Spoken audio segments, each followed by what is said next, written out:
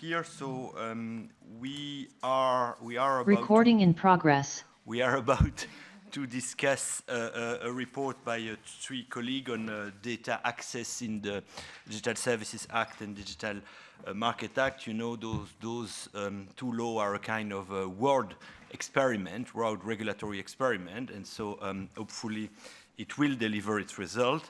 And data access is part of the possible key for success in this law. I mean, Prabhat, which is here and which is the father of those two laws. We don't know who are the mother, but you are the father for sure.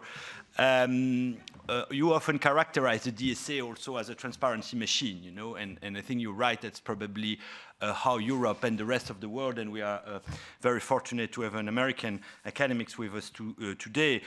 Also, this is seen a lot also in the US and beyond in many regions of the world as a transparency machine which can be used in all those jurisdictions. So the question is very important. As we know, I mean, the DSA and the DMA are it's the beginning of their implementation. Yesterday, the European Commission designate the very large online platform and very large online services, which will be subject to the more to the strictest obligation of the DSA, and have 4 months now to comply with those. So the topic is very important. We have also a great team of authors, not only because they come from different regions of the world, I mean, Europe, Brazil, and the US, but also because they come from different fields. I mean, we have lawyers, economists, and computer scientists, so which is in a way, the perfect team to do this kind of study.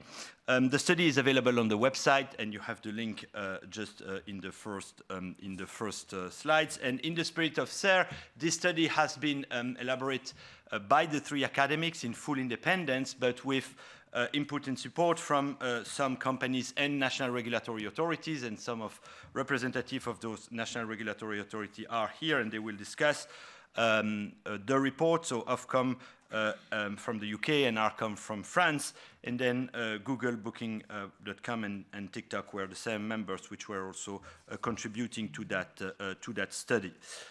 So without waiting too much or further ado, as the expression says, we'll invite Prabhat on the scene now. And so Prabhat, I mean, you don't need an introduction. As I said, you are the father of those laws, and you are now in a different function, which is to implement those laws, and then in particular the Digital Services Act at the European Commission. So thank you very much for your time, because we know that your time is extremely precious, and so thanks a lot for the time you give to us.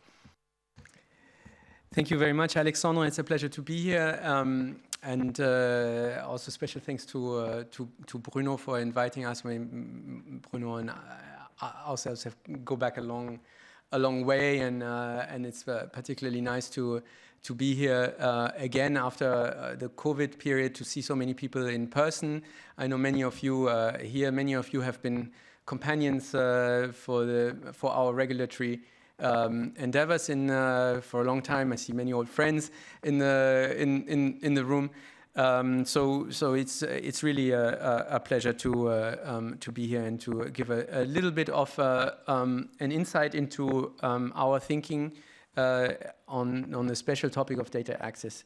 Let me start by just recalling a little bit our very really accelerated timeline. I think it's really hard to imagine that we proposed this law only a short while ago, on the 15th of December 2020, and really it's been a wild ride. And yesterday, less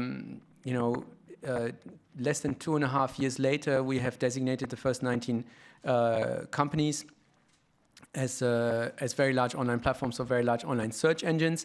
And you have seen the press release, and I think let me start by saying, making a couple of reflections on this process, and then I'll speak in 3 parts to the particular topic that we are discussing here today.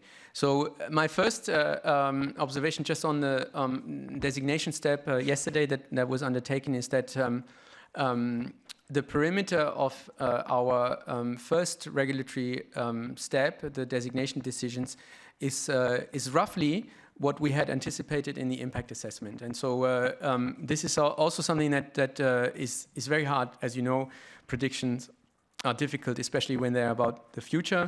So, and much has happened, and the impact assessment was drafted before the COVID pandemics, which also made an impact in the way that people were using intermediary services as well. Sometimes inside the Commission we joke that there are only 2 things that were left unaltered in the negotiations. One was the prohibition of general monitoring, which was not modified except for in the French translation, which was erroneously translated. But I hope a corrigendum is underway. And the 45 million user threshold. So those were the 2 things that were not changed in the legislative process. And on the 45 million user threshold, I think that the designation step yesterday has shown that we estimated it to be a good number in terms of the perimeter. What do I mean by that? I think that the cluster of designated entities comprises roughly the following broad categories. And, there's a group of social media sites. There's the 2 main search engines. There are a group of e-commerce services or marketplaces, and then there are the 2 main app stores. So that's a 4th category, and then there are 2 services which are not so easy to categorize and they are Wikipedia and Google Maps.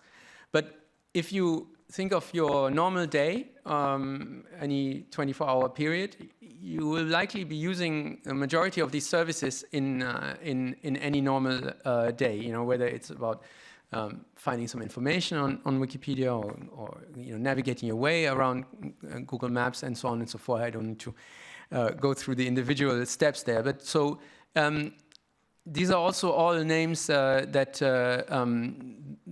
most Europeans will be familiar with. So it also reflects, I think, the daily reality of the majority of people in the European Union. Of course, with the designations, there were some surprises also for us. I think some of the services that were designated reported very high user numbers, higher than we had anticipated in the impact assessment. One new entrant was, of course, TikTok in this, which in the period of the negotiations and the designations had increased tremendously in terms of its footprint. TikTok reported 122 or 125 million users. Which basically means the majority of our kids use it online. And this brings me to one more additional element of our designation process, is that yesterday, alongside the designation letters, we have also sent in requests for information to some of the companies, particularly on how they are going to protect minors on their services, and which is one of the areas that we will particularly be interested in. Maybe some additional remarks that will lead us. Of course, the first step on the designation step is only the first step. There are 4 months now until platforms, the very large online platforms, the very large online search engines have to have as a transition period to comply. We will be working with all of them. I think so far I'm pleased to report, and I see some of the representatives also in the room, that the engagement has been constructive, and I think we've had a cooperative relationship with the platforms. We hope and intend for that to continue to be the case, and so that's something that we are looking forward to in the next couple of weeks and months, to intensify our dialogue with the designated entities, so as to be prepared for compliance on the deadline that is now 4 months from now. 2 more points, and then I'll come to the topic of our workshop here today. Of course, there is a second timeline which is linked to the DSA, which is linked to the readiness of the member states. And so member states have until the 17th of February 2024 to have named and empowered, fully empowered and equipped and staffed their national regulatory authorities, digital services coordinators, and pleased to see Benoit here as well as a representative of this community. But this is also a very important work stream where we are very actively engaging with member states, and a lot of the work that is going on behind the scenes, perhaps not so visible to everybody, is actually working with the national authorities in their readiness to have the whole system functioning, not only for the very large online platforms, but also for the smaller ones from next February onwards. And this leads me then to the topic of this topic. So there are a number of these workshops, and a number of provisions in the Digital Services Act, which are, of course, dependent on national regulatory authorities, and the data access for researchers is one of those. So that provision, which is the subject of our discussion here today, is one where the Commission, as the main supervisor for very large online search engines and very large online platforms, has to work very closely together. It's only one of many examples in the Digital Services Act with national authorities, and just also for the avoidance of any doubt, we are very keen on this close cooperation with member states, and I'm also here, like I can report a constructive and I would say positive engagement with the designated entities. I'm also very happy to see a similar attitude in member states and in working with us. So that's a positive note. Now comes the hard part, and let me then speak to the workshop's topic, data access for researchers, and let me make three particular points. The first point that I'd like to make is about the novelty of the concept of giving independent researchers access to companies' internal data. So I'll speak to that first, and I explain a little bit, and Alexander already mentioned it in his brief introductions on why we have such a provision in the Digital Services Act, where basically it came from, and what the kind of regulatory approach is to this particular provision. And secondly, I'll just briefly make some remarks on how to make sure this works in practice. And this is where the Sarah report is extremely helpful for our work.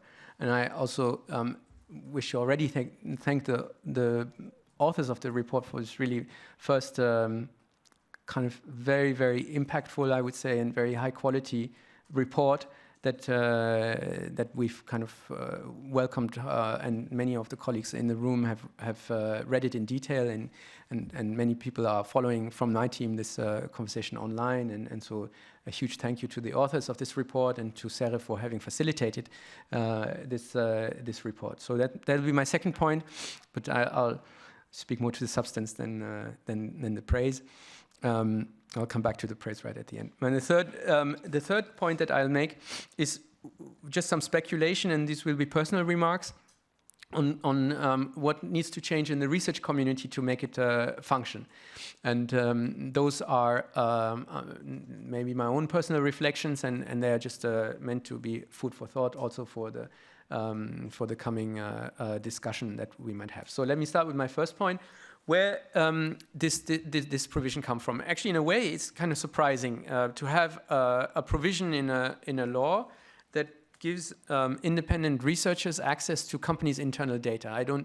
I'm not aware of any precedent, even in other areas that are important to our lives. You could imagine that in the area of pharmaceuticals, or in the area of food safety, or in the area of kind of nuclear energy, you might wish to give some independent scrutiny to what goes on. But to my knowledge, there's no other parallel precedent in any other way. Of course, where does the provision come from?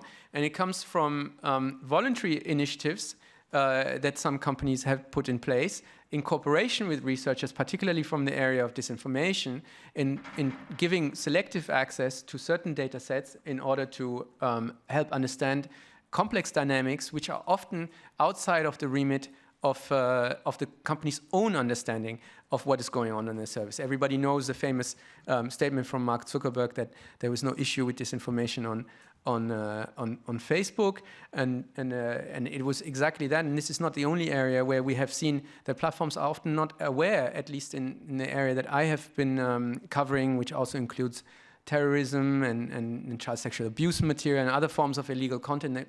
Platforms often only partly aware how their services are actually being abused or misused by other parties. So there was I think a small window, but there was a window of alignment of interest, I think, when platforms felt that we could give selective access to certain data sets, and a real pleasure to have Laura here with us, because I think you were one of the pioneers in that period, and I'm sure we'll come back to that in the panel discussions. Now, we felt that this provision was very important in the Digital Services Act, because a key element of the Digital Services Act is the fact that it's a transparency and accountability framework. And this transparency and accountability framework basically has 3 different facets.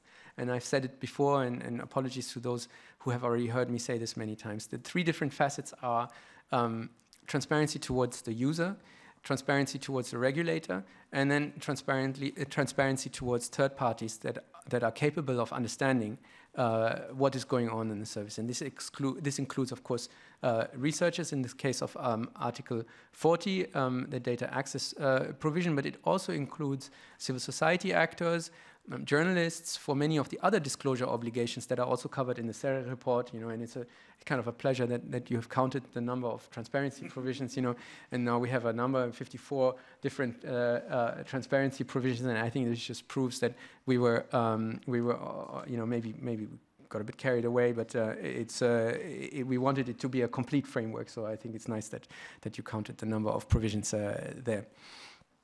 Now, the key point, and this is just to close my first element, the origin of this is that early on we recognized that the complexity of issues that we're dealing with in the risk assessments is such that there is a tremendous amount of risk to fall into what I sometimes call the magic regulator fallacy. And I think this is also something that I know that Owen and I have discussed early on. And this is the fallacy that I have heard about from Frank Pasquale, the idea that there can be a regulator, a magic regulator that waves a magic wand and all the problems on platforms suddenly disappear, and we'll have no issue of hate speech online anymore, and no disinformation and so on. And all we need to do is just to write that secondary legislation and give that guidance, and it will all suddenly disappear. And I think simply saying that in order, of course, in the Digital Services Act, we have far-reaching regulatory powers.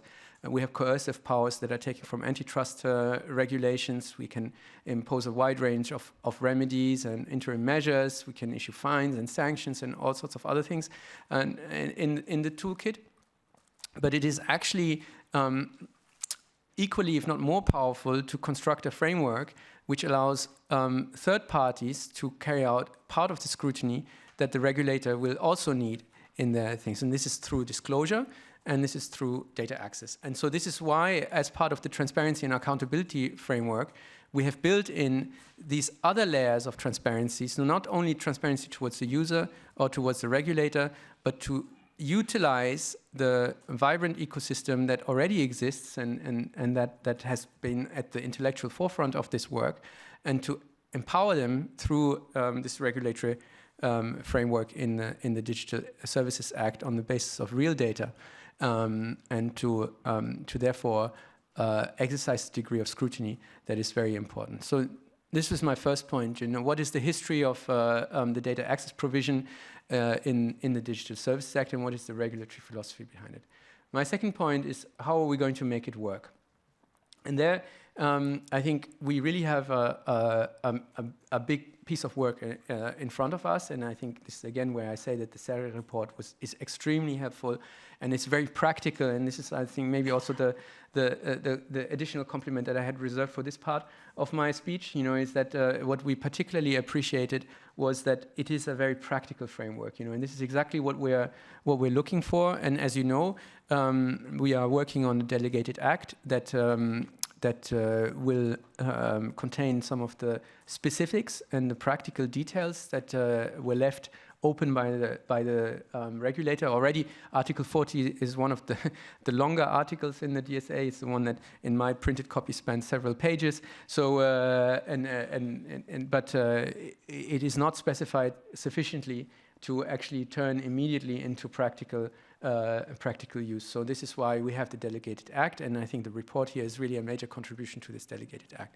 We have also opened a public consultation on yesterday, alongside with the designation decision, which is open for 4 weeks, and that is asking many of the questions that are also in part addressed by this report, but to the wider community out there.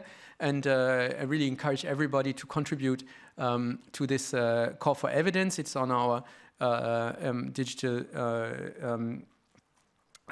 digital strategy website, and hopefully you can find it easily. Not always the case on a Commission's website, but I think in this case you can use one of the designated entities to facilitate your life and to find the call for evidence.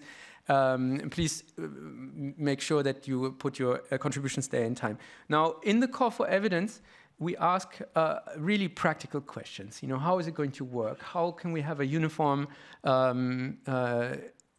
set of applications of the rules? And I won't repeat all the questions because many of them are also in the report, and we'll have time to discuss. But maybe can I just ask, just point to one particular question on which I am personally quite attached, which I would call the Cambridge Analytica test or the Alexander Kogan test, is that what is the test to ensure that a vetted research application, does not replicate the Cambridge Analytica instance, and there I think this is one area where I think that the Serre report, perhaps for good reasons, made some interesting contributions, but I think that we're not quite there yet at defining kind of really a security safety test. This is also partly motivated by the fact that the information environment in the European Union is changing now, and the influence environment is also changing in the European Union. We know that many foreign actors are now active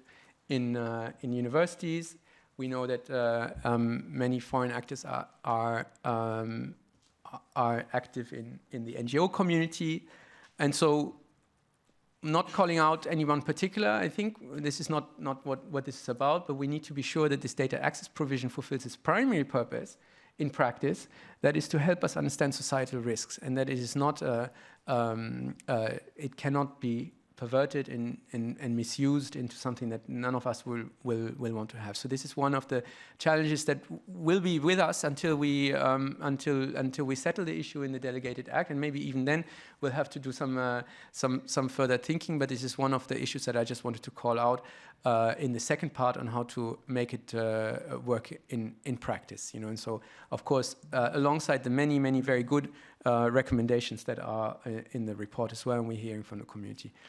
Now, on this particular second point on how to make it work in practice, I'd just like to make one additional point beyond the Kogan test. I think that would be simply that the origin of this provision is in the disinformation community by and large. But the spectrum of risks that the DSA covers is much broader than disinformation. It deals also with issues such as mental health or gender-based violence. Also, of course, the fundamental rights, which include rights to, right to freedom of expression, and as well as other fundamental rights which are listed there, including human dignity and so on. And many of these things are really under-researched. And we've just been talking to experts in the field of mental health. Is that the first thing that everybody says about mental health impacts in social media is that we have no data. So and so my second element in the second point of the speech is really that we really require a broader community here to be active in this in this area, and of course, while the first move was made from the disinformation community, we really encourage colleagues to kind of more widely engage with us and with the national regulators around the issues that are in the Digital Services Act. Then let me come to my final point before closing, and that is a personal reflection really on the impact that this might have or might not have on the research community. And I say this because I, as some of you know, that I'm kind of originally, I was not meant to work for the Commission, but I was I was meant to become an academic, and and then life happened, and I became a commission official drafting laws in the digital field. But originally, I was a researcher, and when I was in academia, and I also worked in industry, the incentives were shaped around grant applications and publications, and in my view, having watched it from a certain distance, I think the third incentive has come, which is availability of data. So a combination of the incentives are what is the data on which I can actually carry out research. What is the funding landscape that will actually support my research, and what are the opportunities for writing publications that will then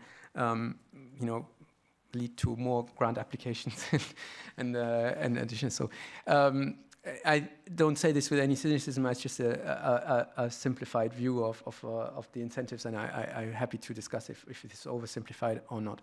But one of these three factors is now about to be dramatically changed with the availability of data from platforms, which in the case of very large online platforms, intermediate a lot of our lives now. So this is not only about data being available in the abstract sense, but in the very concrete sense. And so my personal reflection on this third final point is that actually I think this is really an incredible opportunity for the research community at large, to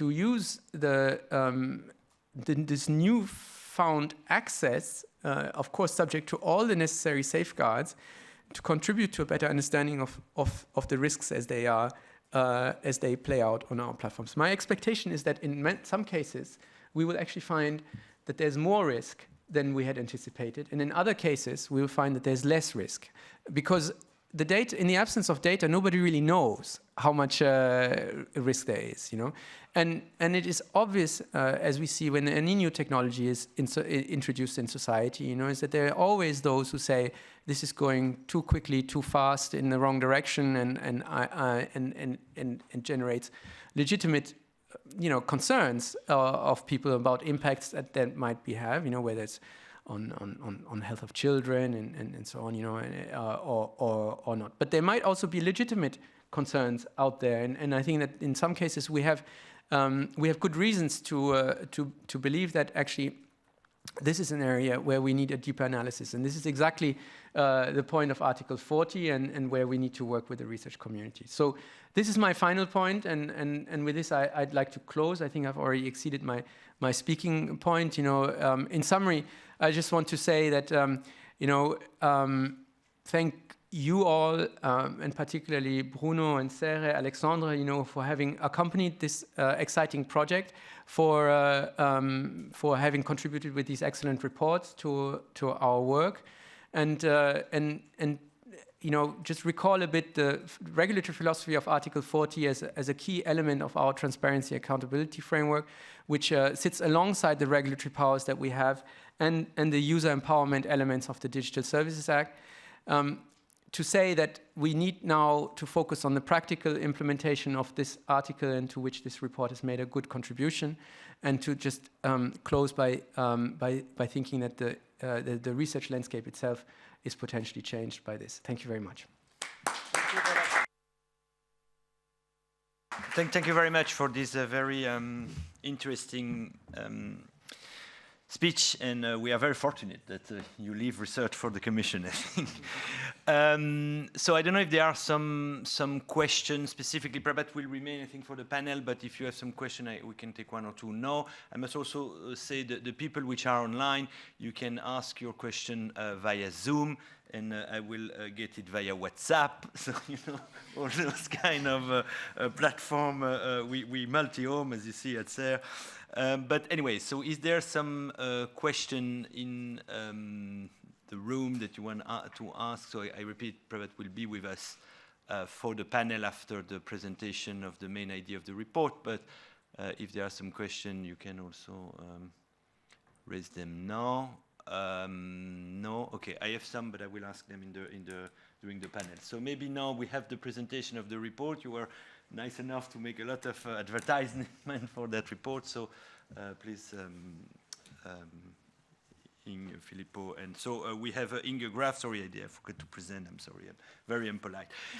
Inge Graf from the University of Tilburg, Filippo Lancieri from University of Zurich, or ZTH Zurich, I'm not sure. Yes, there is 2 universities in Zurich, so I have to be careful. And then Laura Edelson, she's, I think, still at NYU, if I'm correct. Okay, so please go ahead. Okay, thanks a lot, and thanks everyone for joining. We are excited to present our report today and also discuss with you some of the insights that we came up with. So we have slides up. Let me see. Yeah, it works. Okay, great. So the background of this report is indeed that we saw that transparency and data access provisions are really a main mechanism that comes through these different laws. We focus in particular on the Digital Services Act and Digital Markets Act, but we can also see them in the proposed Data Act and in the proposed I Act, to which we also devote some attention towards the end of the report. So with this whole range of provisions,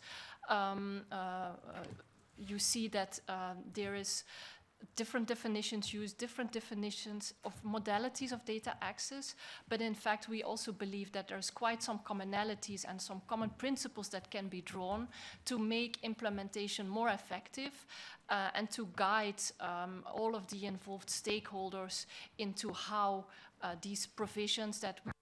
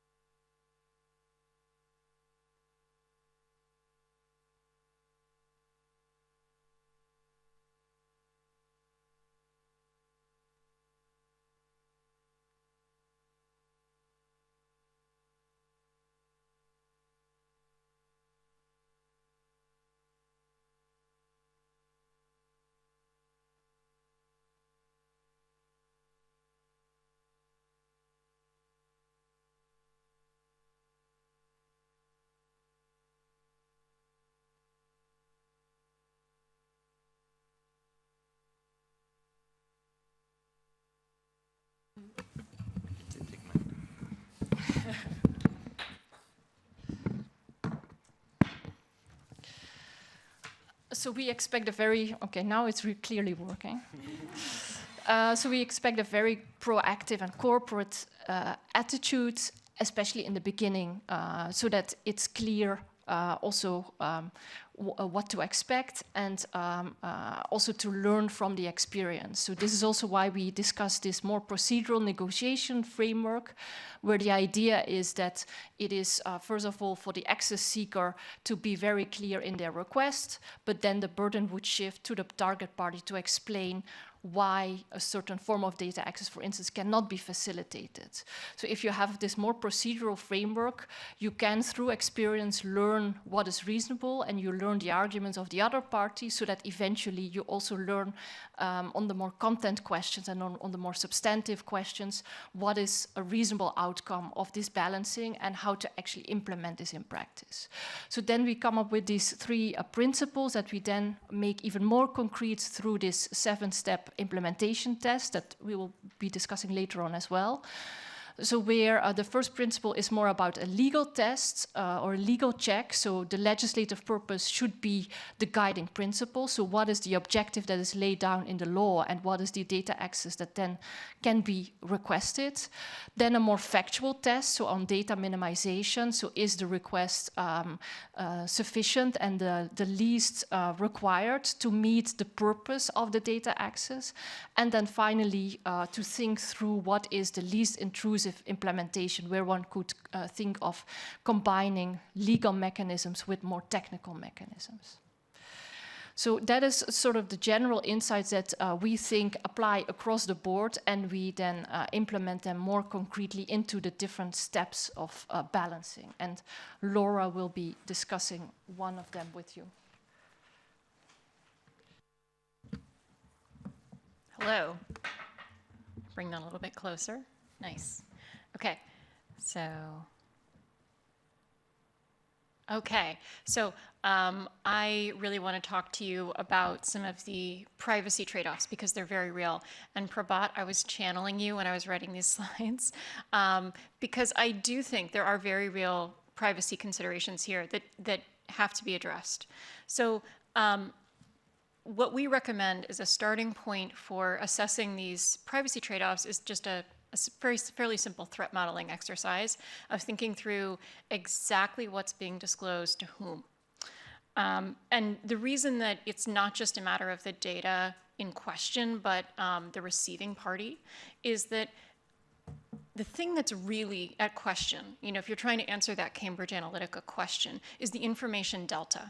Because if you look only at the data that's being transmitted, the receiving party may have some portion of that data set. So the information delta may actually be less than the data they're receiving. Conversely, they might have complementary intersecting data where the information delta is greater than the data that's being transmitted. So if you really want to assess the privacy risks, understanding that delta is that is the thing that needs to be analyzed. So that said, there are important questions of systemic risk that are not answerable without in some way sharing data that has privacy considerations. And the law envisions this. And so the first question we have to ask is, has the data request been appropriately minimized while preserving use? I am a disinformation researcher. I'm a cybersecurity researcher. That's my area of interest is why do platforms behave the way they do? That said, an incredibly important question to me as a parent is, why do teens, why is there such a crisis with teen mental health on online platforms? And I really want to make sure that social scientist researchers, that psychology researchers have access to the data that they need to answer those questions. I really, really hope that happens before my son turns 13. This is not a set of questions we're going to be able to answer without some private data, but we can minimize the data that's being shared to what is actually necessary, and we can also try to minimize risk. So then once we're at the point of saying, okay, we think we have, I think this is really specific to situations where the receiving party is not the public, or it's not a sufficiently wide audience. I think then we need to think through, okay, given that we've minimized what we have to share, there is still some additional risk that needs to be mitigated. And this is where technical and legal measures can be brought into place.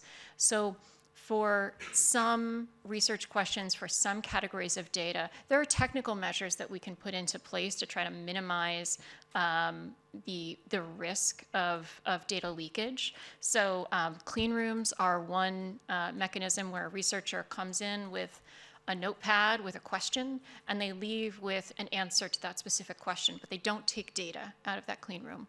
There's other categories of data that controlled means of access can be an appropriate mitigation. However, there are some types of analyses, some questions where those types of mechanisms really won't work. So a lot of my work, for example, is about whole ecosystems, and it's about large distributions. For those kinds of things, those clean room modes of access often don't work well. And that's where we think that strong legal measures paired with the authority of institutions that do have expertise in good data handling, and legal obligations on the part of researchers can be the best mitigation that we have against those kinds of data leakage risks.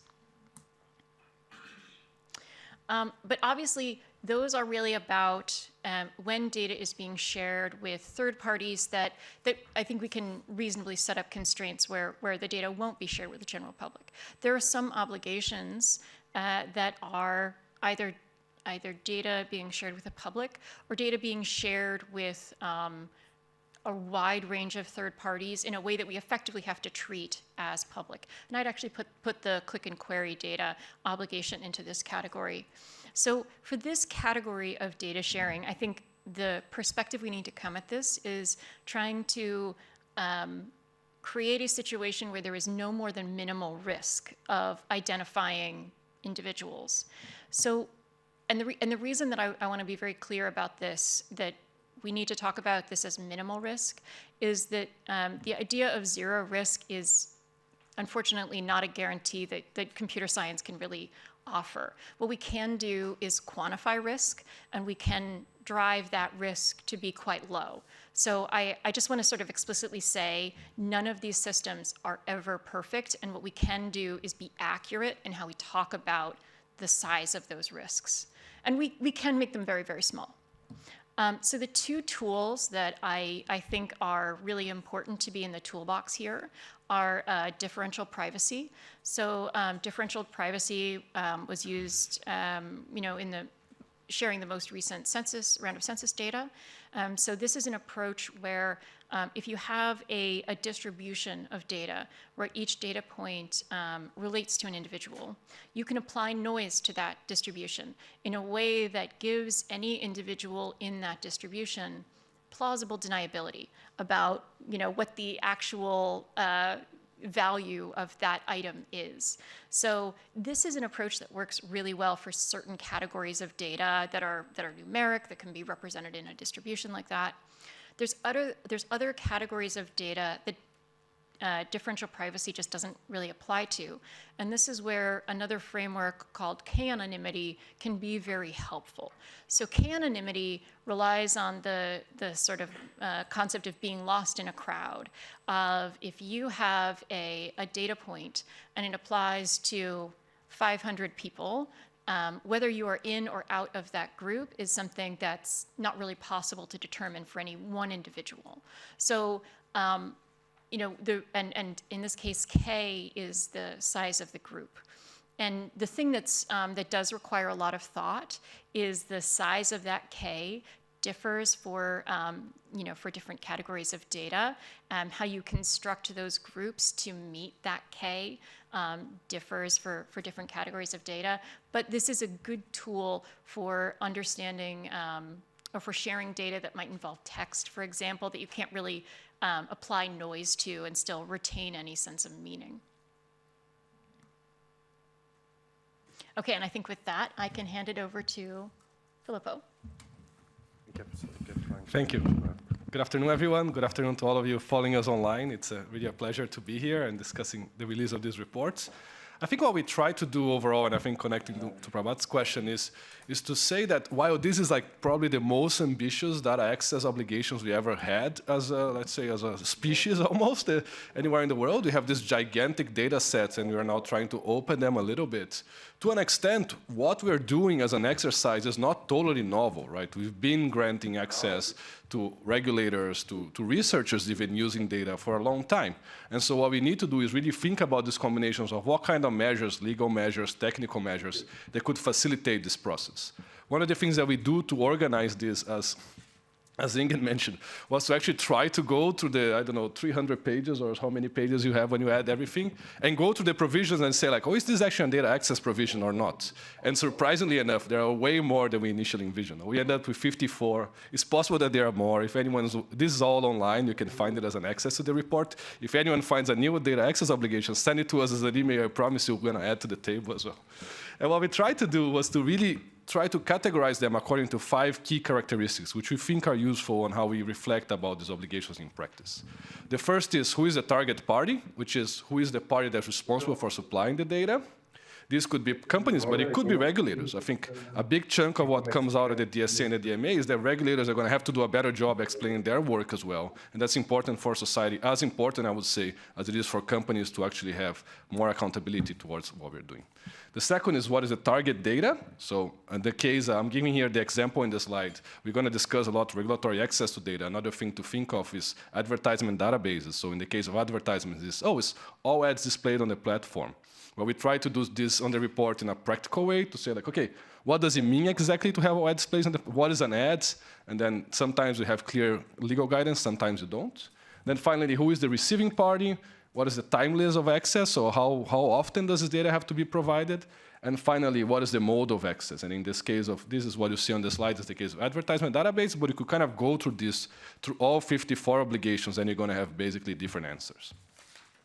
And then the question that we had, which I think is concluding this presentation, is in many cases, you're going to have conflicts. And I think that this was very valuable to have really, I think, and I praise for the survey project. We started working on this actually separately, just as an academic project. And then Alex reached out to us and said, like, oh, we're thinking about writing a survey report about this. Why don't you join us?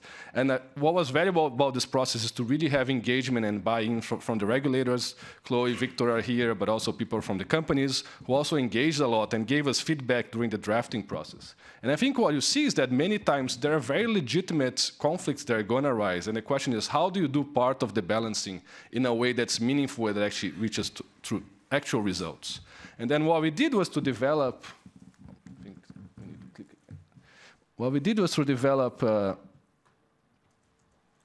yes. So what we did was to develop this 7-step test, which tries to go through, huh? Went too far? No, it's right.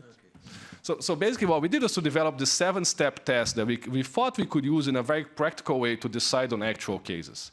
So the first step would be, okay, is this data access obligation actually something that it is enshrined in the law? No, is it something that's really trying to achieve a statutory aim?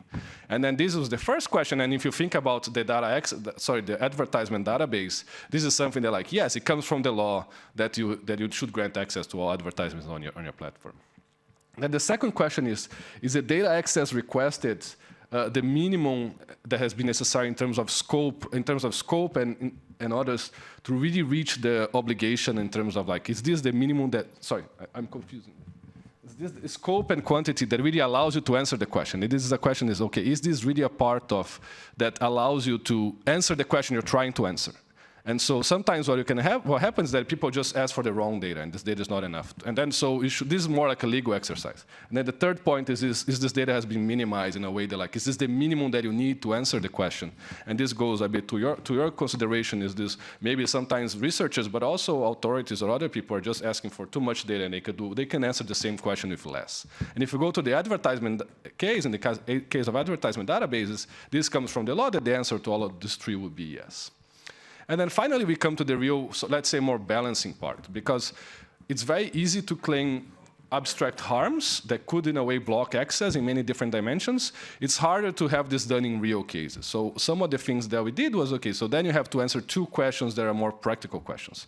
The first is, can you outline a type of harm that will be a real concrete harm, that like if this data were to be disclosed, it would actually harm people? And if the answer is yes, then is there a way to minimize, is this harm specifically recognized in the law as something that could give a countervailing, let's say, power to access? So thinking about advertisement databases is a good way because we have some concrete examples. So during the conversation that we had, people raise clearly their privacy considerations, both from the users who seen the ads, but from potential people who bought the ads. Imagine that I buy an ad on a platform, and I don't want to have my name written there. Filippo bought this ad, and this was displayed to so many people. And also IP considerations. Sometimes you're going to have to do abstract balancing, but sometimes the considerations come from the law. In the case of the DSA has a very clear positioning that the data from the user has to be anonymized. But the data from the people buying the ads doesn't have to be anonymized. So in a way, if you think about a balancing exercise, we have in society one institution that's paid for to do balancing of conflicting harms. It's called Congress or the legislator. That's what they're supposed to do. Once they position themselves in one of these aspects, then their decision should be in a way final. They've taken the balancing on behalf of other people, and you should respect that. And that's what we do as, let's say, more technocrats. But for other cases, then you don't have it. And then when you don't have it, is there a way that we can minimize this? And that's when I think some of what Laura said comes in, which is there a way that you can do this through, for example, k-anonymity, differential privacy, to restricted access? And if the answer is yes, then you should grant. But finally, if the answer is no, then it comes through this final balancing where, like, okay, someone is going to have to give. If someone is going to have to give, how do you decide? And then I think what Inge mentioned in the beginning, these more general principles, provide with some guidelines on how to decide. So I think this was the exercise we tried to do in the report through a general framework and these three obligations. And we'll discuss a bit more the research access to data, but I think that the idea was to have something that's practical and that's useful. And again, if anyone finds another transparency obligation, send it to us and update the table, because it's a long text and there's some particularities about it. So thank you very much. Yes. Thank you very, very much.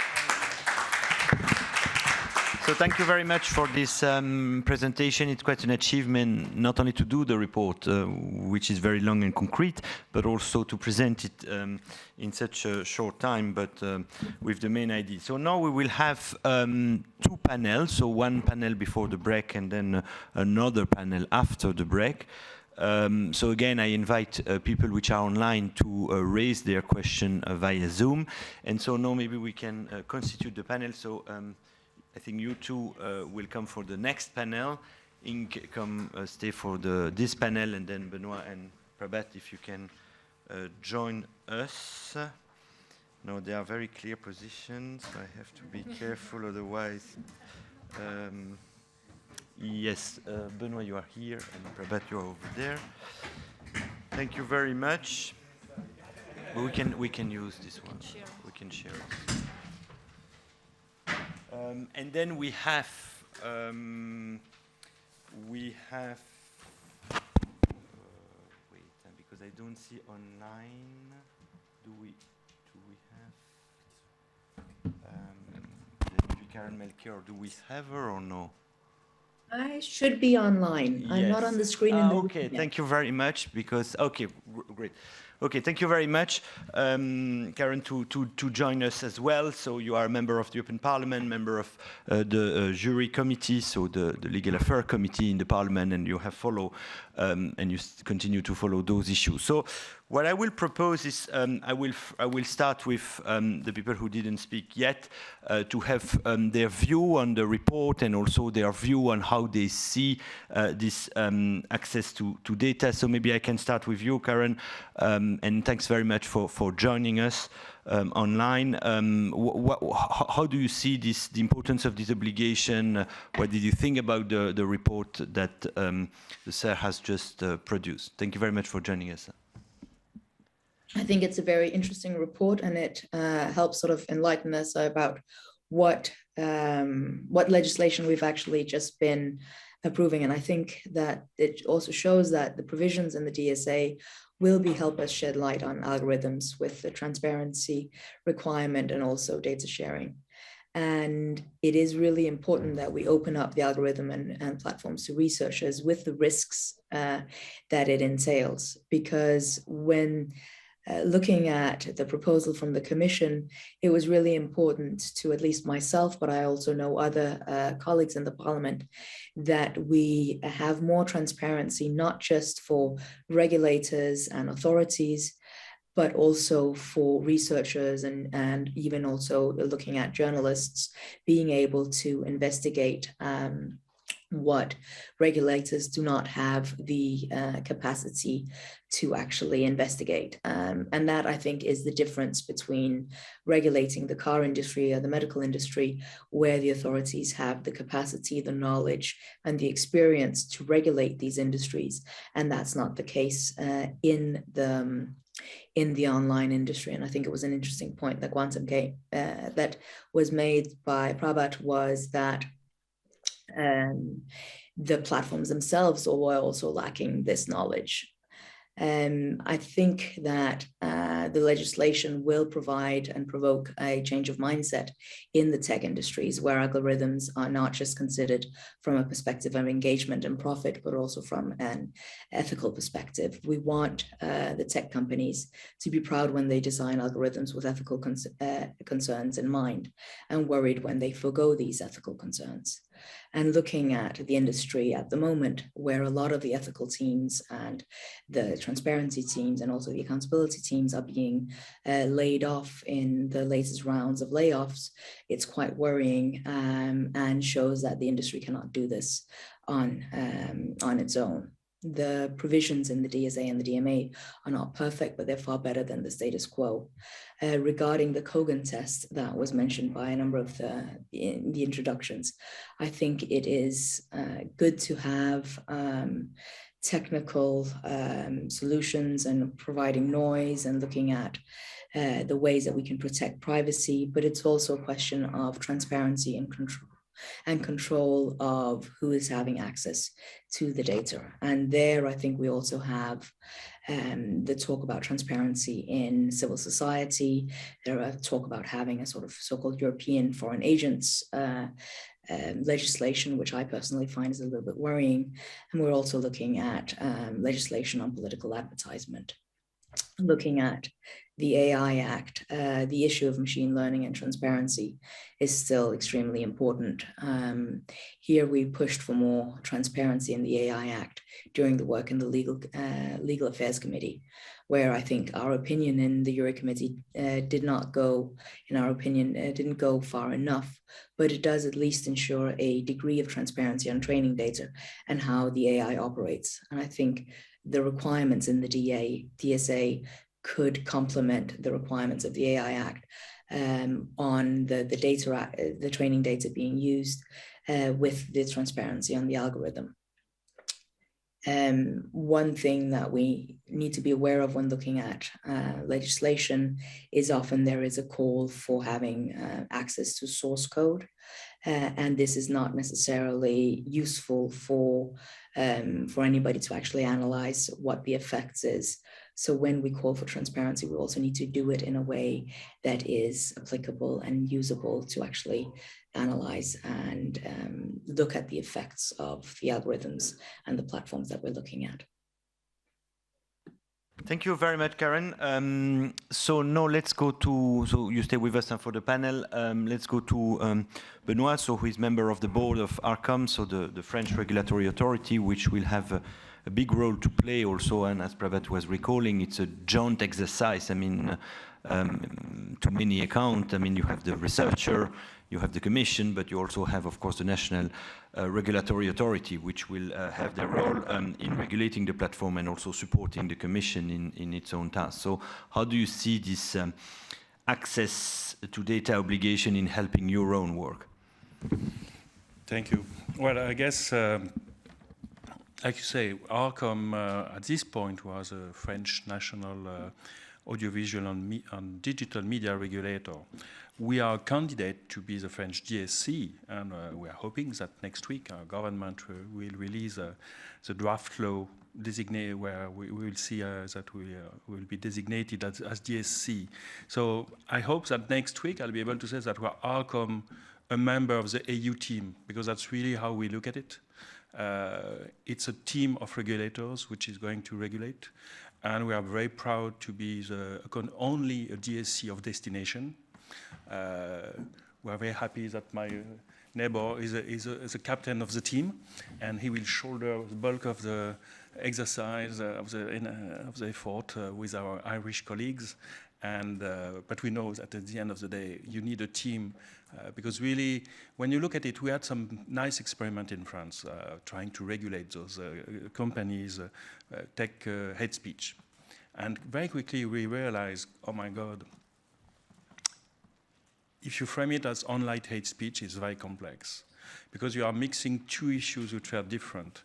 One is how do you increase the accountability of the platforms? The other one, how do you fix hate speech in the French society? And hate speech in the French society, it's an issue way bigger than even what the platform have the capacity to deal with. So you need to empower people to work together to try to fix the hate speech in our society. So that's not an issue that a regulator alone can fix. So that's why we have been convinced from day one that the key feature of any regulatory framework was the capacity to organize access to information, to empower vast group of the society, civil society, academics, media, to participate in solving those issues. So we know that it's a key element, and that's why, in fact, in France, Arcom has launched a public consultation on this specific issue to kickstart the creation of networks, of new relationships with academics back in last July. The DSA had not been approved yet. We were already saying, let's discuss how we're going to implement it. And hopefully next month we'll be able to come back with some public result that we will share with Prabat now that we have received an official invitation to contribute to the public consultation.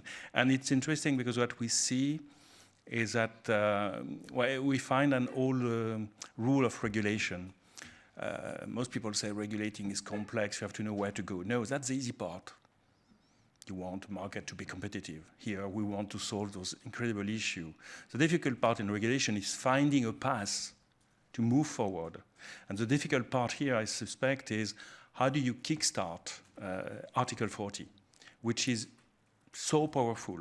At the end of the day, it will operate at scale. The data will flow in all the directions, all the requests will be treated, but on day one, we'll have to make choices and we'll have to be selective. And I think that's a key element to succeed will be to identify how we kickstart the system in the first initial years. I'll stop here at this point. Thanks. Thank you very much, but maybe you will give more indication on how do you plan to kickstart this system, no? If you can just explain a little bit, how do you see a good kickstart of the system? High priority and low-hanging fruits. High priority, it's interesting, and we, in a way, the first hint, we had it while discussing with academics over the last weeks. And at some point, we realized, well, okay, the DSA will be effective in the coming weeks. Now, in late August, for VLOPS, it will be effective. And in 2024, we have an election coming, no? More than, yeah, but a European election. So typically, we think that's something we have to put in the picture. How do we have the first result as a way to stabilize how the next European election will take place? So I guess for us, we suspect it's a high priority, and that's where we should focus on day one. We then realized, in fact, that last year in France, we had a presidential election, and we had started working in how to regulate platforms, and that the first objective would be to be sure that we have the same capacity to secure an election. And typically, two things came up to our mind. 6 months ago, we were sure that the API from Twitter was available.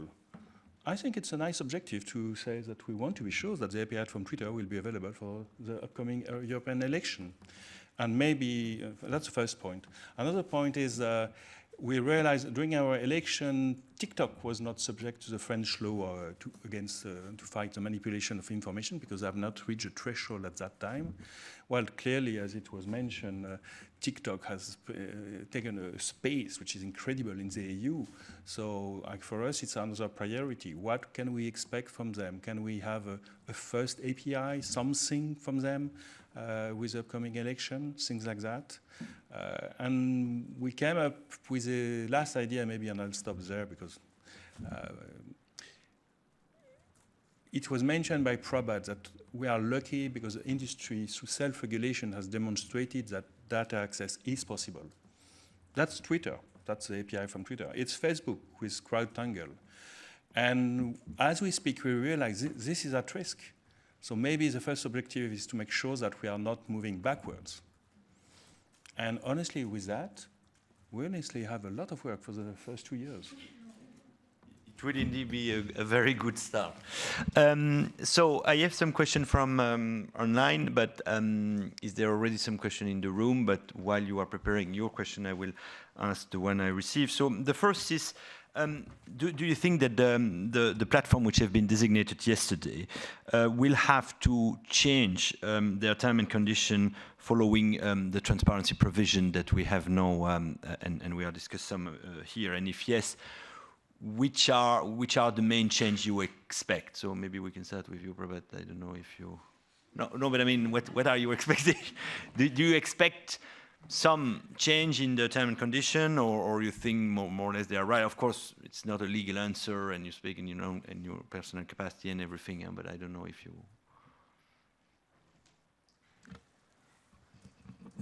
No, I mean, it's a hard question to answer. I mean, yeah. I think first I don't want to speculate on how exactly they will comply. I mean, the legal obligation is there, and they have to implement it. So I don't. I mean, to be honest, at the end of the day, how exactly will probably vary from platform to platform. But the legal obligation is there, and it needs to be fulfilled, and it needs to be fulfilled from day one. I mean, it's also something that that we need to be clear about. This is not something that is negotiable or changeable. Now, so whether they then change their terms and conditions, I'm not sure. We care all that much. I mean, the terms and conditions are regulated in a separate provision in the Digital Services Act under Article 14, but the logic is the other way around. The logic is that the DSA applies, and the platform has to take all the necessary measures to comply with them. And how exactly they then choose to comply with particular things is a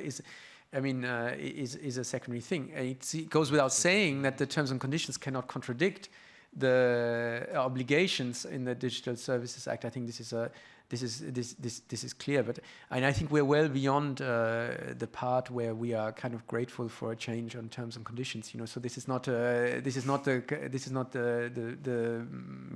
discussion that we are having. So I think we expect kind of in clear proposals from all platforms. And as I said right at the beginning, so far we have good and constructive engagements with the platforms.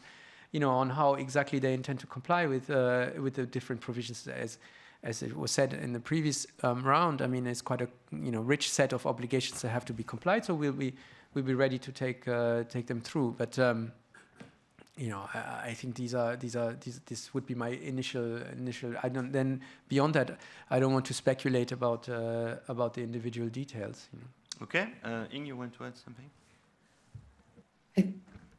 Yeah. Maybe this one. I think now it should be working. So yeah, I indeed agree. It's up to platforms to show to comply, and I think the way I see it, it definitely goes beyond changing terms and conditions. So we expect platforms to be proactive and to be cooperative in enabling this form of data access. And one of the things we also propose in the report is, especially when it concerns researcher data access, for platforms to be transparent about the requests that they got and how they responded to this. So that it's also clear for everyone what is the extent of data access they have and what types of requests have already have been facilitated before. So I think indeed maybe some terms and conditions would need to be adjusted, but compliance, the way I see it, definitely goes beyond just laying something down in contractual terms and conditions. It's, I think, the duty and the intention behind these forms of transparency and data access is much more than just a contractual relationship with the user. Thank you. Karen, if I may go to you and broaden a little bit the question, but how yourself you would see the success of those provisions in the DSA and also in the DMA, but here let's focus on the DSA, those data access. How would you, because we know the Parliament has set up, not in your committee, but in another committee, a kind of a subgroup which will look at the implementation of the DSA and of the DMA, but you yourself, how do you see the success in 5 years or in 10 years? How would you assess the success of those groups of provision in particular, and maybe the DSA in general? I think for those provisions that we still have access to the data from the platforms, that we're able to analyze what's going on, that researchers can do a network analysis of who's connected with whom on the networks to see influence and changes in society. And I agree with the answers to the question that this goes beyond terms and conditions. And what we as co-legislators really wanted from the DSA was also to have legislation and mandatory obligation, as a law is, that is not dependent on terms and conditions and the benevolence of the platforms themselves. And the worry that was also voiced about having access to the APIs of Twitter and of the metaverse platforms for protecting our democracy and elections, I hope and would see it as a success of the DSA that we would be able to maintain access and knowledge, transparency about what's going on the platforms in case of elections, but also in case of advertisement and information being spread in general. A success for the DSA would be also looking at having more transparency and legislative control about what's going on in a speedier fashion than things are happening now, where we see the platforms actually working counter to the legislation that will be in force in only a year or a year and a half.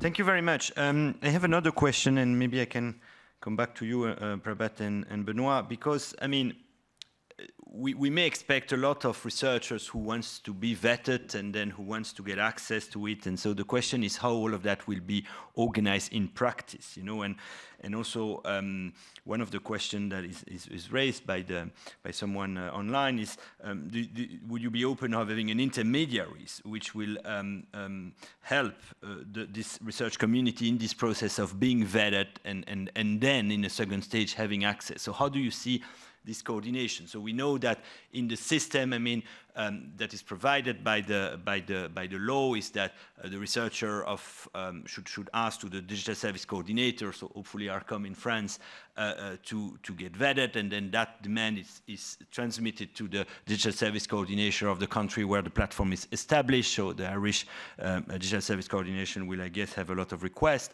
But how do you envisage this coordination? And again, are you open for an intermediaries, and that may be an opportunity for people to do that? So maybe Benoit and then the commission and then Prabhat.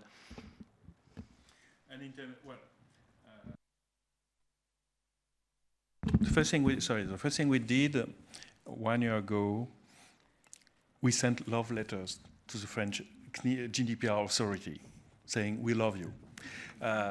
We think it's critical. It sounds stupid, but to make sure, because it's interesting, the report, you're always saying we have conflict. I'm not sure we have conflict of laws, conflicting priorities. We have different public interests and we have to combine them. One public interest is protecting privacy of people. Another public interest is to organize the transparency of the platform. And we'll have to articulate both. and it requires a very strong coordination between regulators. So that was our first step, and now we're working on a daily basis, nearly, on those issues, hand in hand with CNIL in France. Second step was to buy a ticket to Ireland. And in fact, I'm going back to Dublin next month, because we really have an innovative framework with a very relevant governance, where we have a network of regulators, we have shared responsibility, and that's how it can work. The third thing, of course, I guess, is linking the DSA on GDPR, and that's why we are lucky with Article 40 on both sides. So we have to combine the two Article 40. You've got the EDMO work. We hope it will succeed. We support it, and we are welcoming the possibility of activating such a feature. But even without having that, it will work, because we recognize everywhere that there is the political context will make it a success. And it's very clear. Even on the platform side, they have realized that it's interesting how they react to the whole DSA feature. They have realized that without the DSA, that self-regulation is no longer an alternative. Self-regulation only exposes them to political violence, and this is a reality, and that the DSA is a way to get out in an organized way and to create shared value for everybody. So we're quite convinced it will work. It's just a question of managing the initial step and not flooding the system on day one with because you've seen we can do everything with Article 40. And of course, mental health is a very good example, because I suspect it's a very complex one. I'm not sure that on the first year you'll have your data. But I'm sure that you'll have it over time.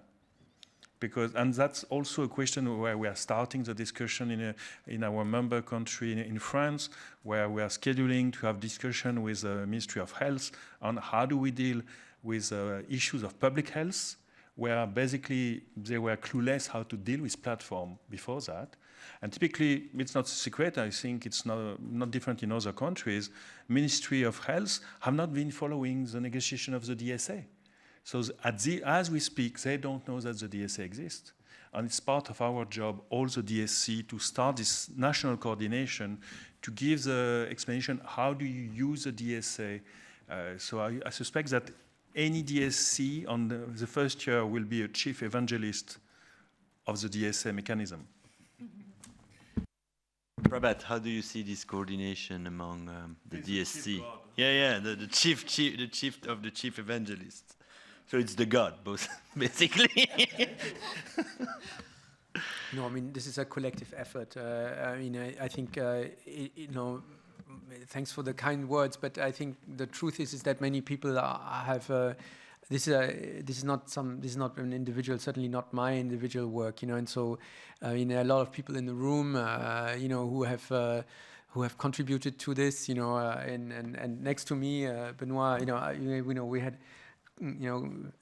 I still remember the coffee outside the Assemblée Nationale, which we had, and when we were the first infancy, and Victor, who's now in ARCOM, was in the negotiation team. Owen had the very first discussion here in Brussels on the DSM. Lots of Delphine. We had the first discussion about the regulatory architecture. So this is not an individual's work here. This was a collective exercise, and even before it was done. Now, how to answer your question, I think. The intermediary body is foreseen in the article. I mean, because it was discussed during the.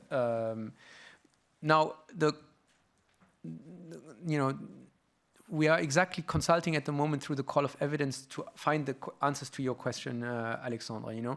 The text allows it. Same thing also, the recital speaks of data vaults, which are kind of intermediaries for protection of private data, which exist in other things. I tend to agree that this is not something you can snap your finger and it'll appear overnight. I mean, the data vaults that we have that we are familiar with. There are structures in France, in the UK, and some other regulated interests. These are not. I mean, these are not structures that can be created very quickly, or they rely. These are quite sophisticated structures. Let's be clear. Now, but if there is a consensus that such a body is the best way of ensuring practical access to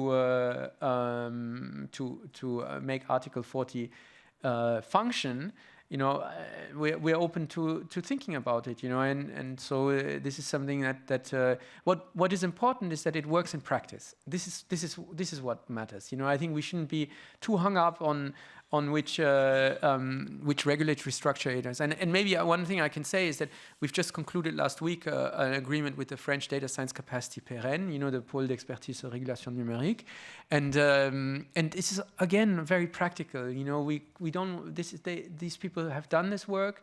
They know how to do it. We need this capacity, and so of course we're going to sign up with the people who have. So we come from this from a very practical work. There are lots of things, so we're not going to get stuck up on complicated institutional questions. We have a very good cooperation with the regulators. We all go in the same direction. What matters is that it delivers results. So this is a little bit the attitude that we're taking towards this. Thank you. I don't know if there is a question in the room. Filippo, yeah.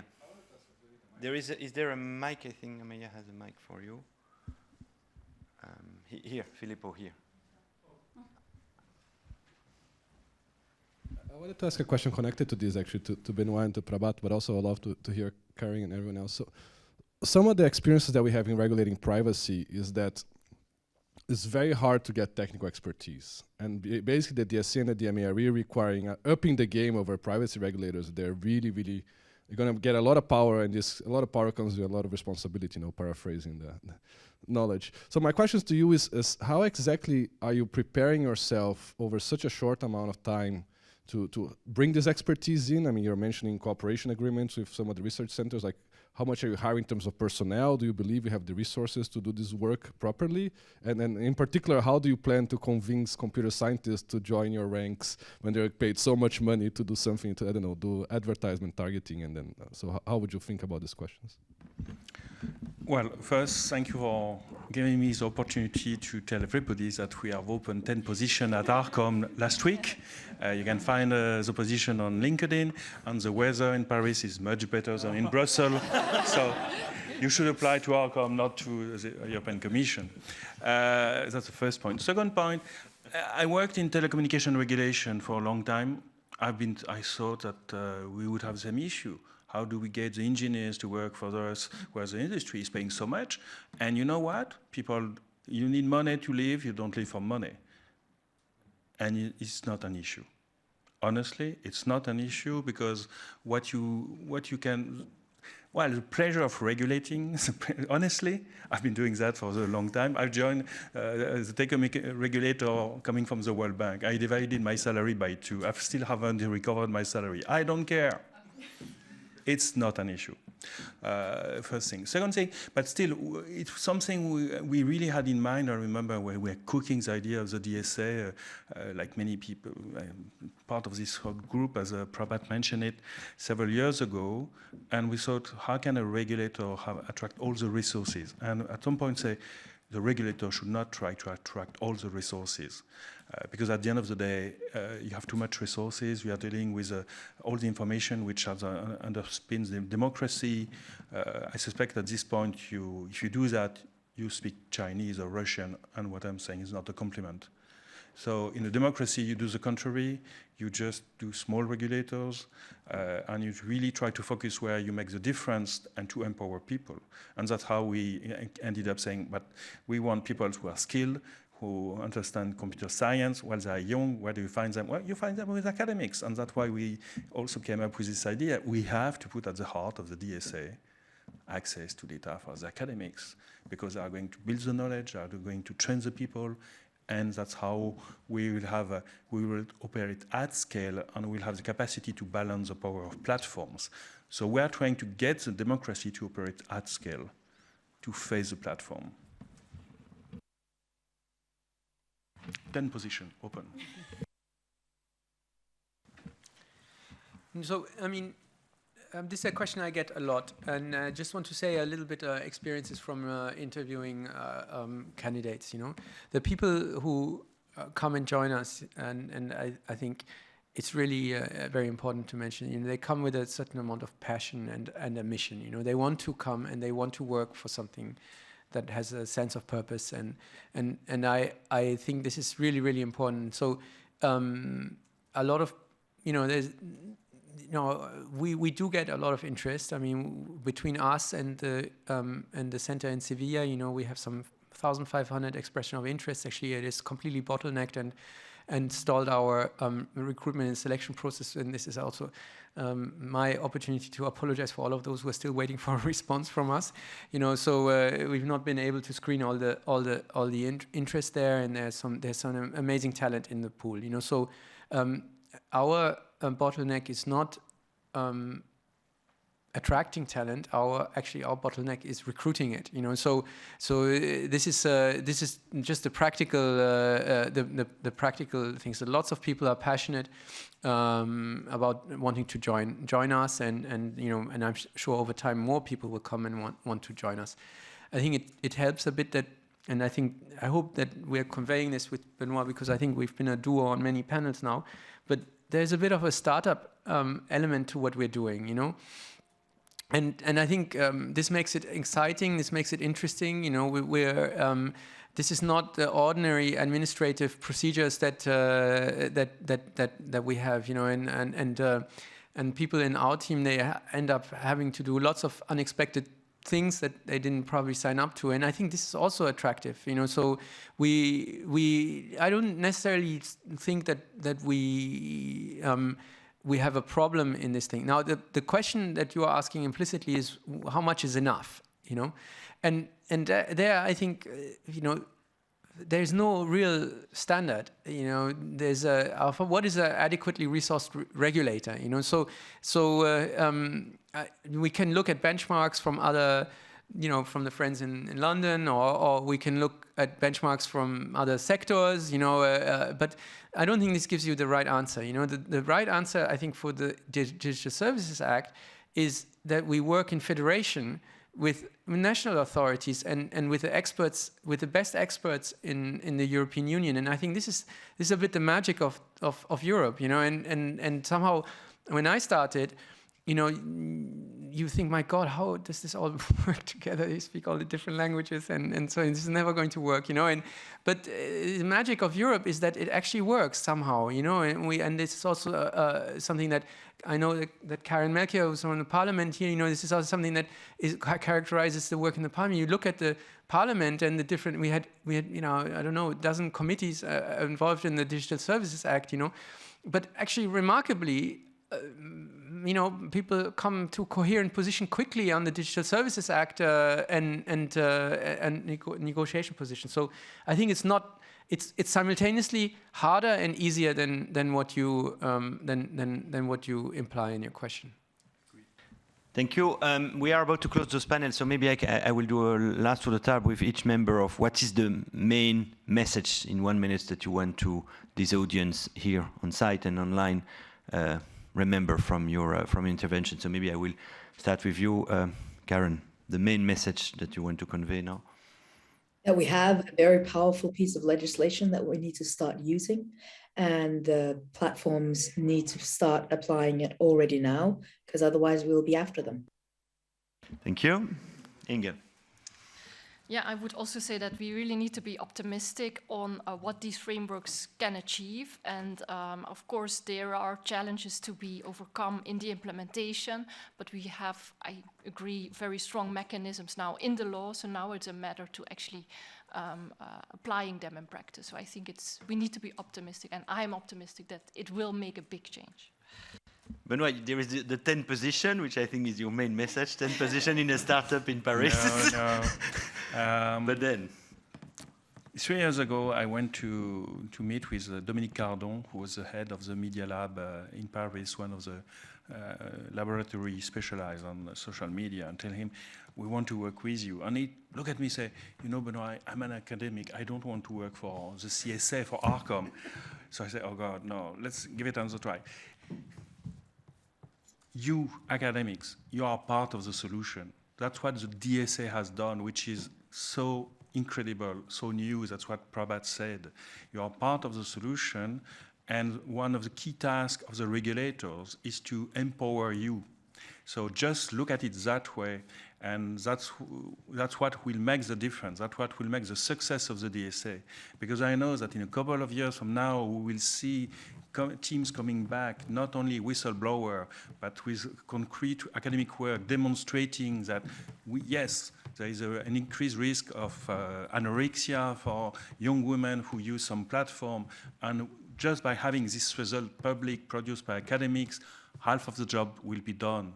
It will be easy for the regulators then to extract remedies from the platform. So just remember that you are regulating like we are. You are part of the team, and that's what will make the success. You know, my final word is actually similar. I mean, but we have to, you know, be bold and move forward into this, and be ready also to make mistakes and to learn from our mistakes in doing this. Is new. This is new for all of us. You know, I think it is exactly what Karen said. It's powerful, but it's even more powerful if we all work together on this. And this is really the call that I would like to end with. Thank you very much. Thank you very much for this optimistic and inclusive discussion. So we have 20 minutes break, and then we will have a second panel where we dive in on some specific cases that are in the report.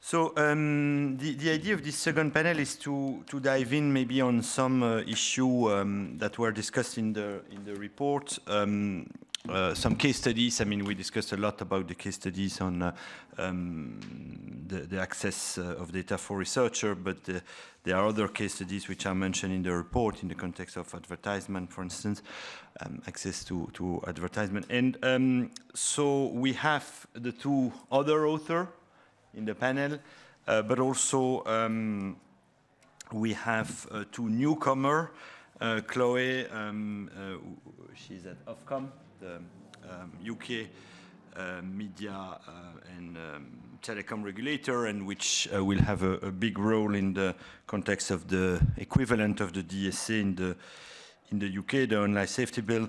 And then Alexandre, who is at the CCIA Trade Association, so mostly big tech, I think, but you will correct me if I am wrong. Because, you know, the problem with all those acronyms is that you never know who is behind. So I think it's important to be transparent on that. But you may correct me if I am wrong. Okay, so maybe we will start with you, Chloe, with some remark on what we have heard so far on the report, and how do you see this issue in the UK going forward as well? Thank you very much, and thanks so much for having me here as an interloper from the UK. I was extremely impressed by the report, and as someone equally preparing for setting up a regulatory regime in the Online Safety Bill, as you mentioned, Alexandre, the kind of models and frameworks that the report provides, I think, are very translatable to other regulatory settings. So the Online Safety Bill has a number of areas of convergence with the DSA, which is good for services, it's good for regulators, but there are a number of aspects where the two regimes differ fairly significantly. But looking at the way that the report tries to develop a taxonomy for different kinds of data sharing obligations and how it tries to build a really simple step-by-step framework for the considerations that those who are kind of deploying and in charge of these provisions are going to have to think through.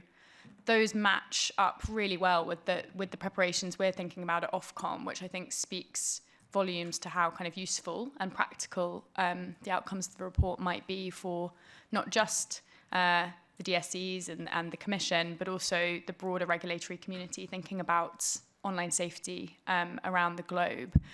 So that was one main takeaway from me. And the other, I think, was maybe a kind of next step thought, which is that thinking specifically about the researcher access provisions that we've been talking about a lot today, there's so much kind of preparatory work in the report, but also in the EDMA report and a number of other kind of items that have come out from the community. And something that struck me when, Laura, you were talking about the kind of the threat assessments that might be a tool for thinking about privacy risks is, the next step to me from this kind of report is to maybe model or kind of red team some of the examples of researcher access requests that are going to come through to DSCs. Sort of we can predict the kind of research questions that many organizations might be wanting to answer and to access data to answer. And using this 7-step framework is a bit of a test case, I think, of would this help us in those situations to make an assessment of whether those are accurate and appropriate requests for data. So those were two things that came to mind for me from the report. And yeah, happy to have a discussion about it in more depth as we go through the panel. Thank you. Thank you, Alexandre, and thank you to Sarah for the invitation to speak. So just full disclosure, CCA represent a wide range of tech companies, including indeed big tech, not all of them, but we also have a number of smaller companies, from DNS service providers to telecom providers as well, and smaller also marketplaces.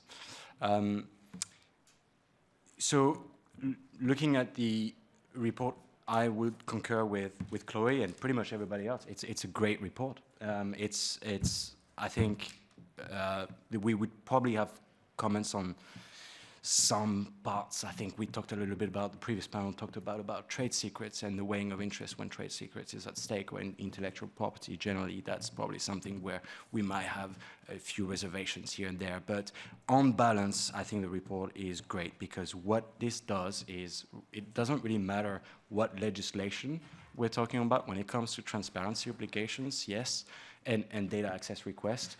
We, CCA, support transparency obligations and data access requests to the extent that they are proportionate and necessary. And on top of that, we need to achieve a certain level of granularity, in the sense that if we have a broad scope, we need to have additional safeguards. And the sort of like different weighing of interest is very, very important. If we don't have proportionality and necessity deeply embedded into each and every single provision with respect to data access, whatever data may be, if we don't have that inscribed in law, we need to at least have it by way of enforcement. Because I don't think anyone in this room, that includes me and everybody online, want to see litigation that not only start questioning the legality of the order upon which the request has been made, but the very law, the very basis upon which the request has been made. Sorry, I've mixed up a few things here. But so that would be obviously sort of a bigger problem for us. On the point about on this Article 40 of the DSA, I think it was Benoit from Arcom saying, you can do everything with this. Indeed, you can do everything with this. This, we translate that as, and I think we agree, this is very broad. There are safeguards, there are pointers, there are attempts at giving a few safeguards that helps, and I think the report tries and flesh that out a little more, and also taking into some considerations safeguards that aren't necessarily in the DSA, where there needs to be nonetheless a weighing of interest with respect, for example, to privacy, but also security, naturally, because ultimately, when it comes to ensuring the integrity of sensitive data, be they personal data or commercial data, we will be talking at some point about technical and governance security measures, right? Aside from things like liability, non-disclosure agreement, this kind of the legal the more legal measures. So on balance, yeah, I would say this is a great report. This is a great starting point, and I think this will obviously this will nicely feed into the consultation that the Commission is running on Article 40 to start with, and further related data access provisions. Thanks. Thank you very much. Do you, yeah, I mean, coming back to the question we had before on what kind of change do you expect in the tech company, and in particular the big tech, do you expect a lot of change in their practice? And also, and another question which is linked, how yourself would you assess the success of those provisions in the DSA?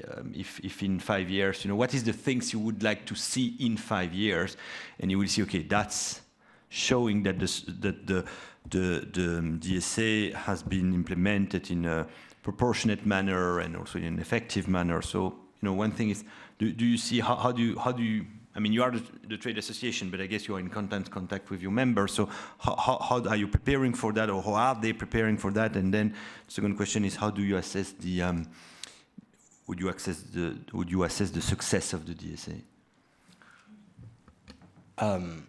Again, I can't really speak for individual members of CCIA. That being said, it is abundantly clear that the DSA and the DMA, but also the forthcoming Data Act, the AI Act, whether it's the data access or transparency obligations or other obligations, for example, if we go back to this provision around Article 40, there's also naturally an obligation about the company's own assessment of systemic risk and how it mitigates those risks. It is interesting that this will require a lot of work and previously unseen work, because what typically we're asking companies to do an assessment that European judges at the European Court of Human Rights typically do in each and every single case. That's a huge challenge, I think, for companies. And then it's one thing to identify this risk, and then obviously then to maybe the easier part would be to mitigate this risk, but that mapping out this risk will be critical. I think what would be the success in 5 years' time? I would say, ease of compliance, clear guidelines, and consistent enforcement, and I think. Ultimately, at least on some of the data access and transparency obligations, there needs to be that discussion among regulators as well. And again, I'm pointing at Benoit. At ARCOM, we mentioned his interaction with CNIL. The same could be true as well about interactions with the relevant cybersecurity agency. But because, again, for some of those data access modality, I think the report points out at reading rooms, which may not necessarily be appropriate at all times. So where there is remote data handling, well, there better be audits. There better be a number of minimum cybersecurity risk management measures, which not only companies have to abide by, because, by the way, there is a NIS2 directive which captures those very companies that are captured in the DSA, but also all anyone else that will necessarily have to get access to that data. No, of course not. No, but I think it's a very important question, because when you pass such overarching legislation, it's always very important to try to think about how do we measure its implementation and its success. In particular, with the research and data access provision of the DSA is such an important provision, as we heard before. There is a natural tension in the provision itself, which is part of it, is what Benoit was alluding in his remarks, which is that we have European elections next year, you want to see results, no? And the other part of it is that for a lot of the questions we want to see results, we don't have yet the infrastructure to even deliver results. So one of the things that I think would be interesting to see in 5 years is of course, I don't know, reports addressing whether misinformation is a problem in one election or another. But above all is to start framing the discussion as we are in this for the longer haul, which means we need to build the infrastructure that's going to allow us to answer these questions in a better way. And I think that that's something that we were chatting this morning with Laura, and she can definitely speak to it better than I can, is that for some of the obligations like the advertisement databases, we can actually give concrete recommendations in the report itself, because people like her have been engaging on this question for like 5-6 years, and they managed to come out with metrics that ultimately you can measure. So what I would like to see, and I hope that this comes out of the report as well when we talk, but also to the broader community, is that we need to think in the long term about the construction of the infrastructure that's going to allow us to answer questions. And so if in 5 years we actually have code books for what kind of data companies hold, which are pretty low-hanging, let's say low-hanging fruits, but if in 2 years we can have, let's say, a good code book of what kind of different types of data are available in different platforms, which is let's say, just a basic measure of transparency, I would be really happy. I'll probably be happier than if we have a major report on this information on a particular election in a particular country, which is something that's one-off, but it's very hard to replicate at scale on larger steps. That's what I would say. Thank you very much. And maybe, yes, Lara, I wanted to ask you, so how would you assess the success of those provisions in 5 years? Maybe you will be moved in Europe by 5 years. So I think something that I would start by saying is the set of problems that we all care about, they're not going to be solved in 5 years. They're not going to be solved in 10 years. Because what we have here, what is so powerful about the online platforms that have emerged is a new form of infrastructure.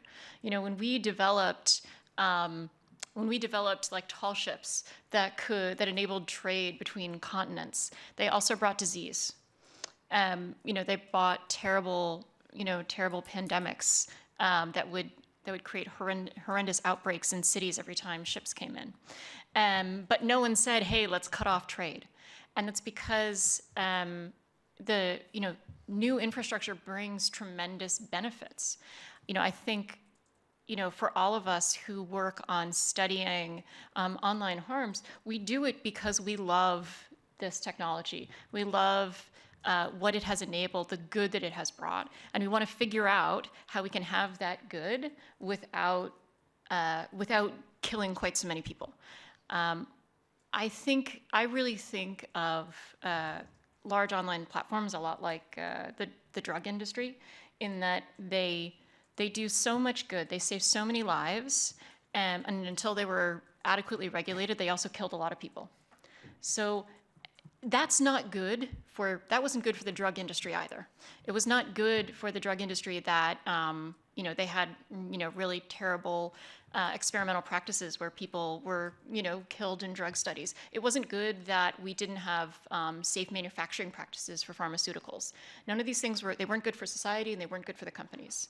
So I think of the DSA as the first step in helping us understand, and this is the point of the DSA. Let's understand these systemic risks, because understanding these systemic risks is going to be the first step toward mitigating them. I think companies are in a very, very difficult position where some of the harms we're talking about exist cross-platform. If you are Meta, what are you going to do about outbound links to, white supremacist videos on YouTube? That's not really a problem that you can solve, but it is a problem that we in society, we need to fix. And so, I think so many of these problems are things that there isn't one final solution that we're going to get to either. I think if I'm going to say, like, what is success in 5 years? Success in 5 years is that we better understand why recommender systems recommend weight loss content to teens.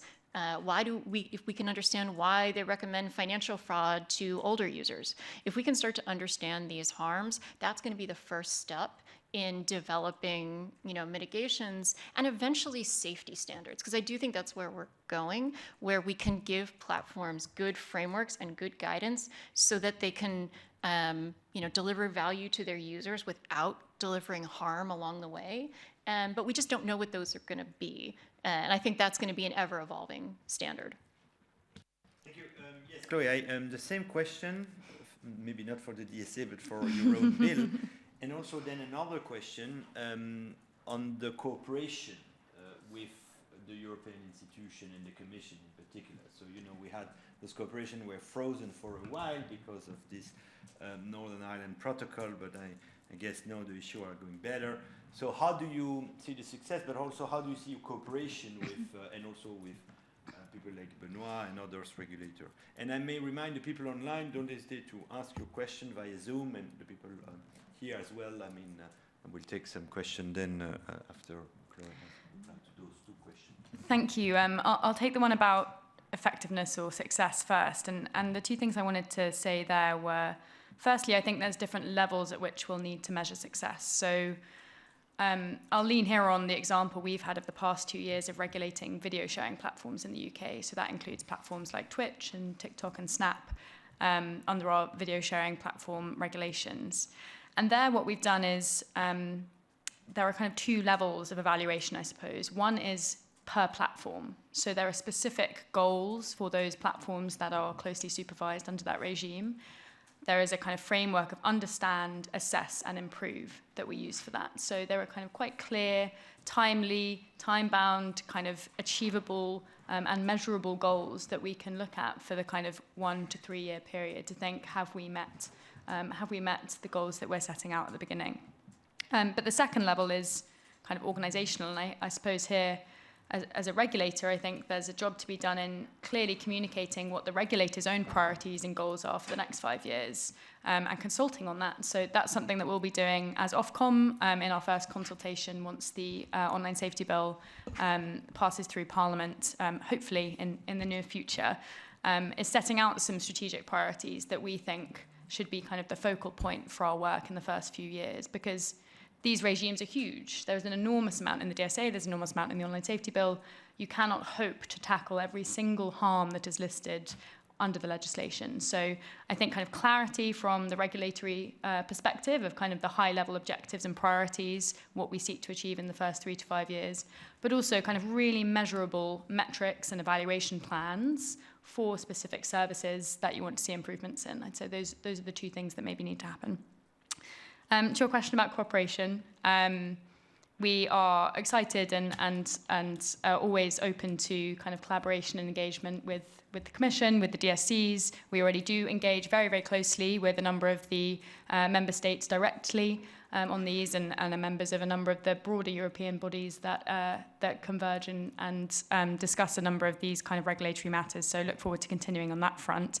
I think there are some really practical opportunities for regulatory convergence, which will help both the regulated services, but also us as regulators to make sure that things happen quicker, that things happen better, and that actions can be taken sooner. So just to list a couple of ideas there, I mean, thinking about transparency reporting. So transparency reporting is something companies will have to do under the DSA. It's also something that companies will have to do under the online safety bill. There are very similar requirements for the companies under those two regimes, but they're not exactly the same. But what we can do, I think, is work together on kind of shared metrics or areas of transparency reporting that we mutually would like to see from stakeholders and make sure that those are brought together. They are, they don't require a duplicative burden on companies to produce similar but different things. So I think that's one area related to data access and transparency that I think there's real fruitful kind of area for collaboration on. So look forward to trying to move that forward when the diplomatic situation allows. Thank you. Is there some question here in the room that you want, or comment that you want to make? No.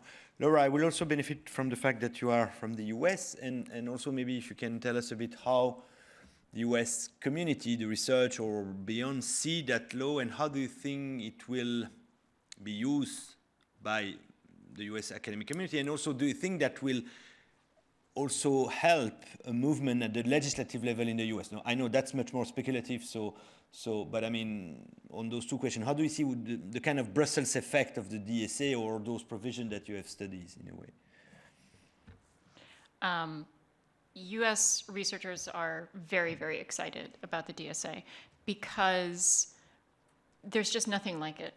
It is so ambitious in what it envisions. And I know, speaking personally, I really saw it as a challenge, as, okay, they have, we've been saying we need access to data, and people listened. And now we have an obligation to do things like this report, to be really specific. So I know quite a few folks who are, they are getting applications ready. That said, I think there are specific kinds of questions that U.S. researchers, where we really can ask useful questions of European data, and other areas where we can't. So, speaking personally, I study the spread of harmful content on entire ecosystems, on entire platforms. That's going to work fairly well for me personally, because I'm really interested in like, what does the platform as a whole do? What does the recommender system as a whole do? So that translates really well to looking at the question on European data, because it's not that different. For researchers who are focused on specific communities, for example, during COVID, there were particular strains of misinformation that were aimed at the African American community that wound up being disproportionately recommended on certain platforms by certain recommender systems. That doesn't translate as well because it's community specific. I think similarly there are important European community questions that need to be asked and answered by European researchers where US researchers can't necessarily contribute as much. So I think there are some global platform questions that I'm really looking forward to collaborating with European partners on. The other thing that I think we are really hoping for, to answer the second part of your question, is, I think this is another area where, the European community has really led the way, and the US will get there eventually. But we benefit from a lot of the hard work that this community is doing to think through the practical realities. I've been talking a lot about the privacy concerns, the technical trade-offs, but I think we have just as much to learn from the case law that that Philip and Inga think so much about. And I think this is something when it is our turn to draft transparency legislation, we will really learn from the practical realities that you're facing right now. Thanks. Maybe same question to you, Filippo. You are a global citizen and academic. You are Brazilian. You have been trained in the US. Now you are in Switzerland. So, I mean, you have this kind of global perspective. So how do you see these things going forward, or this kind of Brussels effect of the provision you have studied and the DSA in general?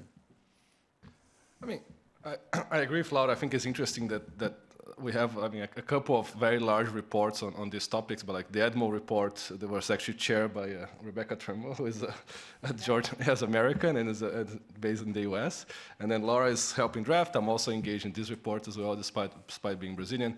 I think this is in a way testament to the fact that Europeans are moving first and to the vision that there is, part because there is people are engaged. So I think everyone is engaged everywhere, and I heard from people in Brazil as well. I hear from people in the US. They want to potentially make use of this let's say this opportunity. But I do think here I agree with Alexandre that we need to be careful to make sure that this doesn't become a free-for-all data access. That's not the purpose of the legislation. That's not the purpose of what I want to accomplish. I think it will be interesting to see to what extent this is going to open new opportunities for collaboration. But one of the things that we try to go through the report, and I think benefiting a lot with the vision from Chloe that engaged a lot, is to think about limits in data access.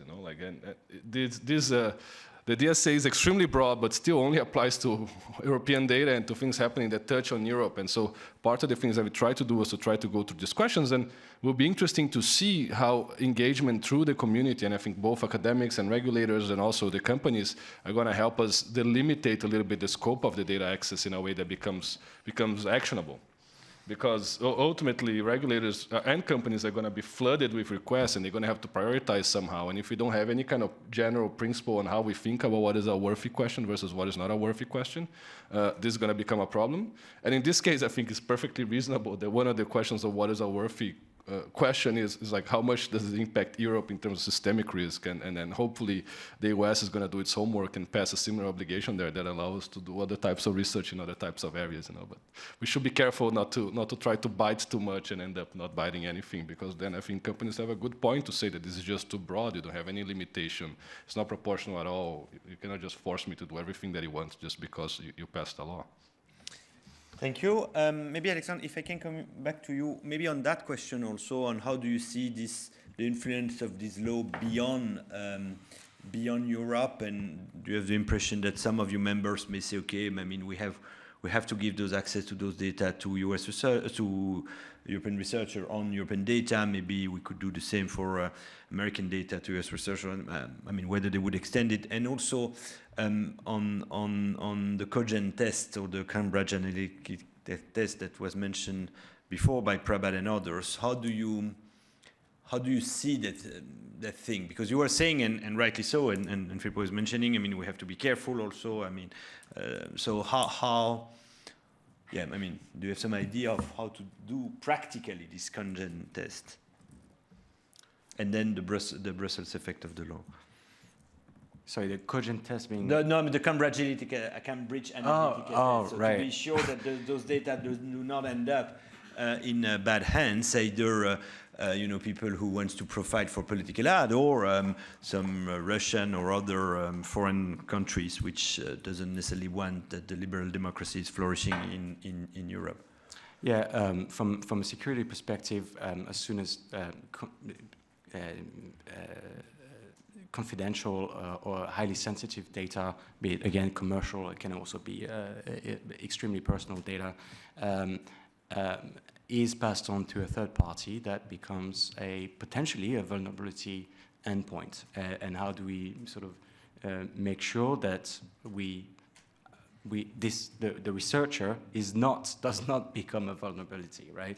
And of course, there are some basic governance. I mean, I think Cambridge Analytica, it was really a terrible development, but it's helpful in a way that we are going to be hopefully making sure that we have a proper, solid, and enduring vetting process. It cannot just be a one-off. Oh, here's your certificate, and there you go.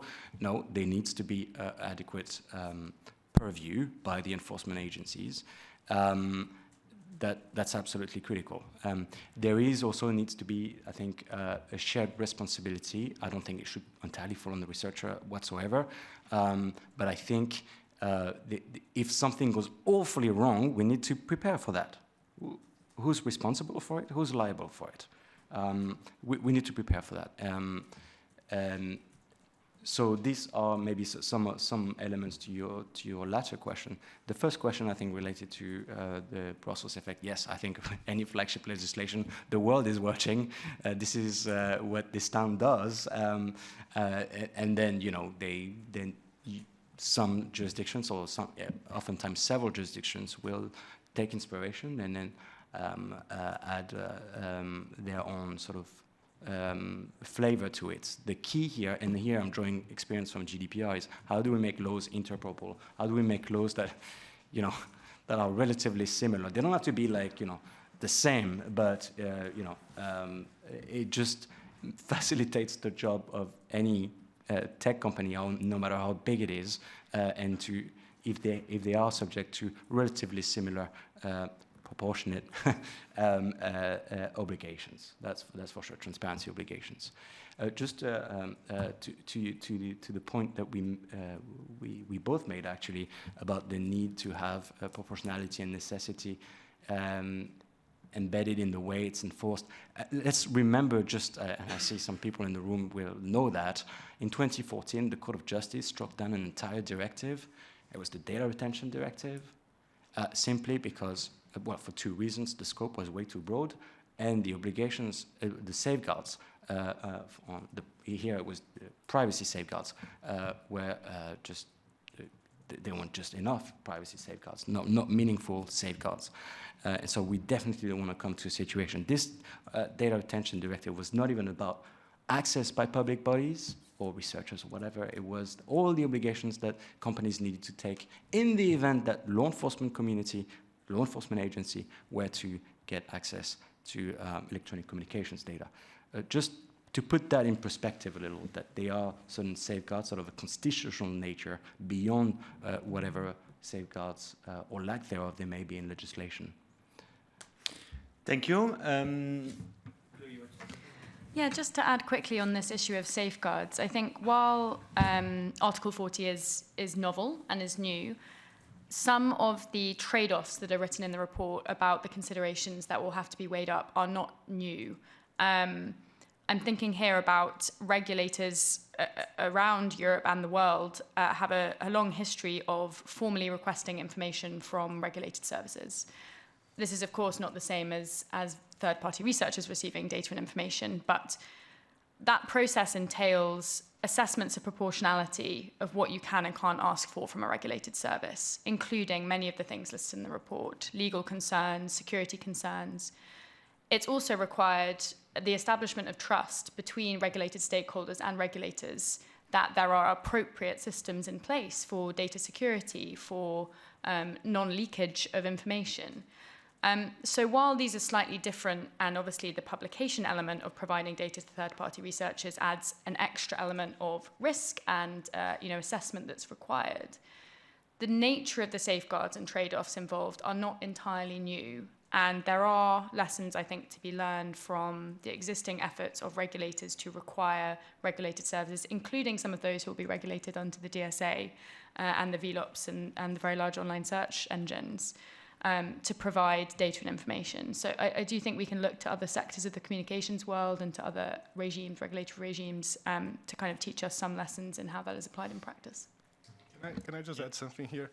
I think this question is very important, and hopefully if there's one thing that comes out of the report that we tried our best to put it there, is that while the scope of the obligation is absolutely novel, the obligation itself is not. So we can build on past experiences to understand how we give access to sensitive types of data, right? So we have been in the US, in other countries, you can do research with personal income tax data, which is one of the most sensitive data that you can find anywhere in the world. And what do? You actually you have to go to training. Sometimes you have to go to a specific safe room. Sometimes even that is not enough. What you have to do is have to partner with a research from within the IRS, who actually he handles or she handles the data, so that researchers give the questions, but the running is done internally.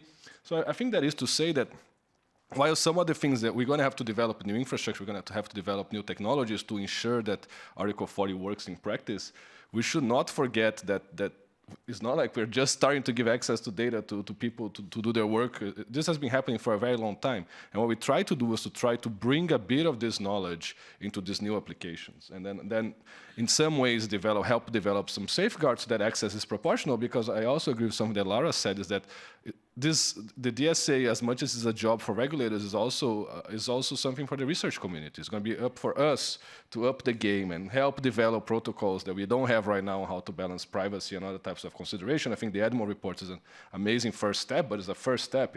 Other types of balancing on cybersecurity protocols that we can talk to. I think all of these is going to be part of an engagement that ensures that some of the apprehensions that companies have in terms of proportionality, which are fair apprehensions, because ultimately they are the safeguards of the data, and they don't want to see the data abused. It's up to us as well to help develop systems that will enable us to say, no, guess what? This is actually proportional. So don't say that we cannot do this because it's totally improportional, because we've done our homework. Our homework has been well done, and then because our homework has been well done, we can claim that this is a reasonable access. Yes, please. Just to add one other point on this, I know that I personally have been looking a lot at public health research protocols. I think, especially once we start to move into the mitigation phase, a lot of the research into how large online platforms function and what impact they have on users is going to look a lot like public health research. And this is another area where we have over decades learned how to handle the most sensitive data, including genetic data, and how and like what a good research protocol looks like, both in terms of data collection, in terms of data handling, and in terms of ultimately releasing data so that so that reproducibility work can be done. And I think that that's probably the path that I view that we will be walking down. Thank you. We are about to close. I have one question for the authors, and then I will ask, like in the last panel, for each of you, what is your main message that you want to convey. But the message, and that is linked to the retention point that Alexandre mentioned, but what about the preservation of the data? Because, if the government goes or has access to the data one day and then come back the next years, and it's not the same data there. So do you think there is a need to have a form of data retention or data preservation, and do you analyze that in the report? So that's the question. So I don't know if one of you or both want to say something on this. Yeah, so we actually thought about this question, and I think speaking as a computer scientist and as a cybersecurity researcher, we wouldn't want to apply a prescription for data retention into what is fundamentally a transparency bill. The point of the DSA is to enable transparency, not necessarily to change behavior.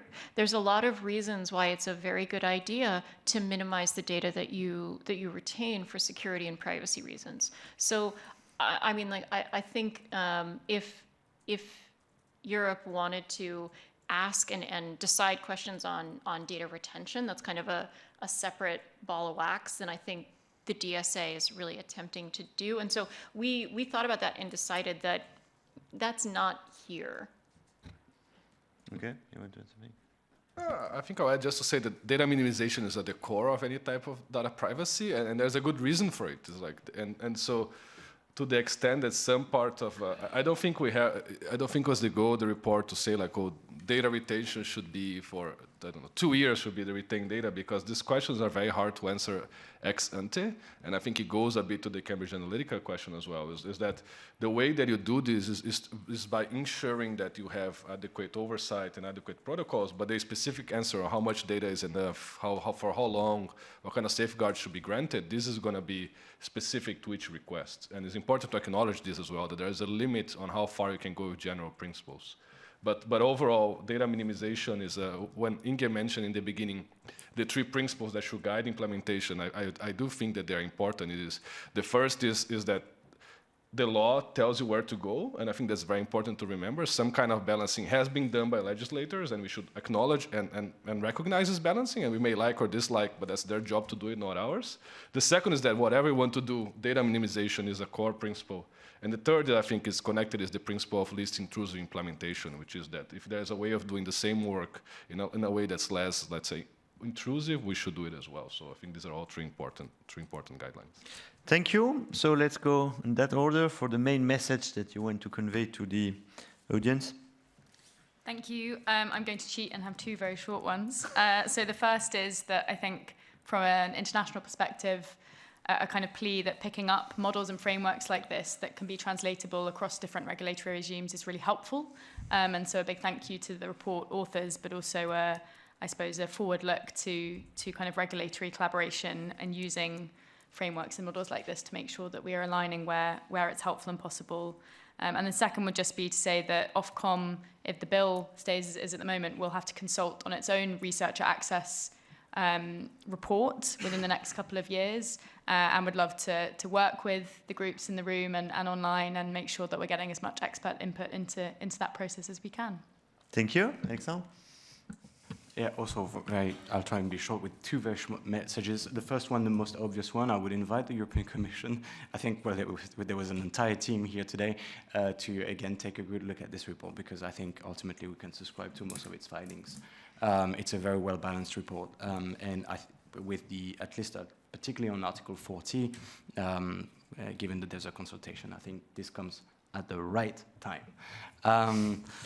The second thing is, again, the need for regulatory cooperation. We obviously talked about that a little bit, because of course, as part of the sort of the weighing of different interests in the context of DSA, also in the DMA, but also in other legislation. We haven't had the chance to talk about it today, but I would just like to point out that we expect outright conflicts of laws between, for example, DMA and GDPR on data portability and the incoming Data Act. At the end of the day, this is a matter, and this pursues very different public interest that we've discussed today.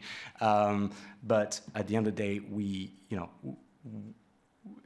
cannot put companies in a position where they have to choose which laws to break. So regulators, as we prepare for this new wave of legislation, when there are egregious conflict, there needs to be a discussion and a lot of clarity for companies of where they're heading. Mm-hmm. But that's why the love letter of Benoit to the privacy regulator may help. Laura. I'm going to swerve a little bit.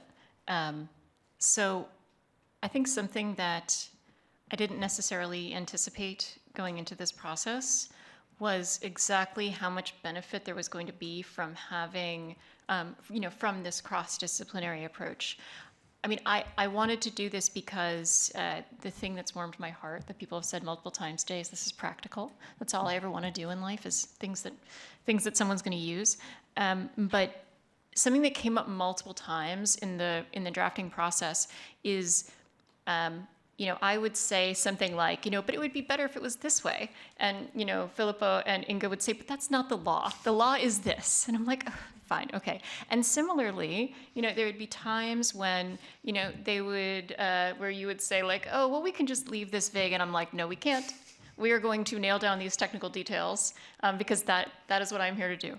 And I think the reason that this sort of layering came up so much is that the law, like what the law actually says, has a really serious impact on on how you evaluate the technical considerations. And similarly, the technical realities that at a certain level are just like their physical constraints. Those constraints impact how you evaluate these legal considerations. And, too often these analyses, the technical analysis and the legal analysis, are done separately. And I think something that I have really taken out of this is this hybrid approach has really led us to insights that we would not have had separately. So I would encourage folks in the room to consider models like the one we had, because I think it paid a lot of benefits. Thank you. And Filippo? I guess you would agree on that, or you would say, no, it would have been better to have just lawyers. No, I definitely agree on that, and I think this was one of the main motivations of putting this together.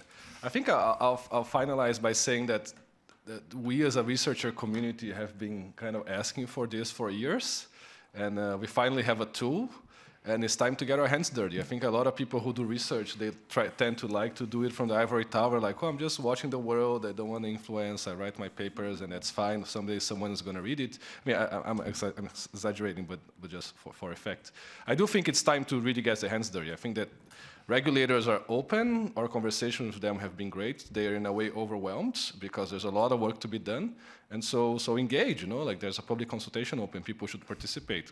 But above all, try to talk to them, I don't know, invite them over for lunch. I don't know how it works or not, but try to engage with the community. I think that they're really hoping that the researcher community is going to engage, and I think it's incumbent on us to deliver. And I think now it's time to deliver, because if we don't deliver now, I don't know when we're going to deliver. Thank you. At least you showed the way to do it, because you are, with this report, engaging a lot with them. So thank you very much. Thanks to the three authors. I think, I have seen a lot of their report, a lot of their good report, but a report which has been praised that much, that's quite exceptional, I must say. And that may be due to the fact of this interdisciplinary perspective, but also of your individual quality, I guess. I would like also to thank the CER team, Conrad, Martin, Michael, Anna Maria, and also the technical team for supporting us. It's never easy to do those kind of hybrid meetings, but it works very well. And we have similar event. You can join our newsletter. We have an event on next week already, on the 4th of May, on standardization. This is also a big issue in the digital sector. A report which will be presented by Pierre Larouche and Justice Baron on the European approach on standardization. So that's next week, and then other events are following. And I hope you will continue to write interesting report. So thank you very much to all. And now there is a cocktail just over there, just next to the door. Thanks a lot to the panel.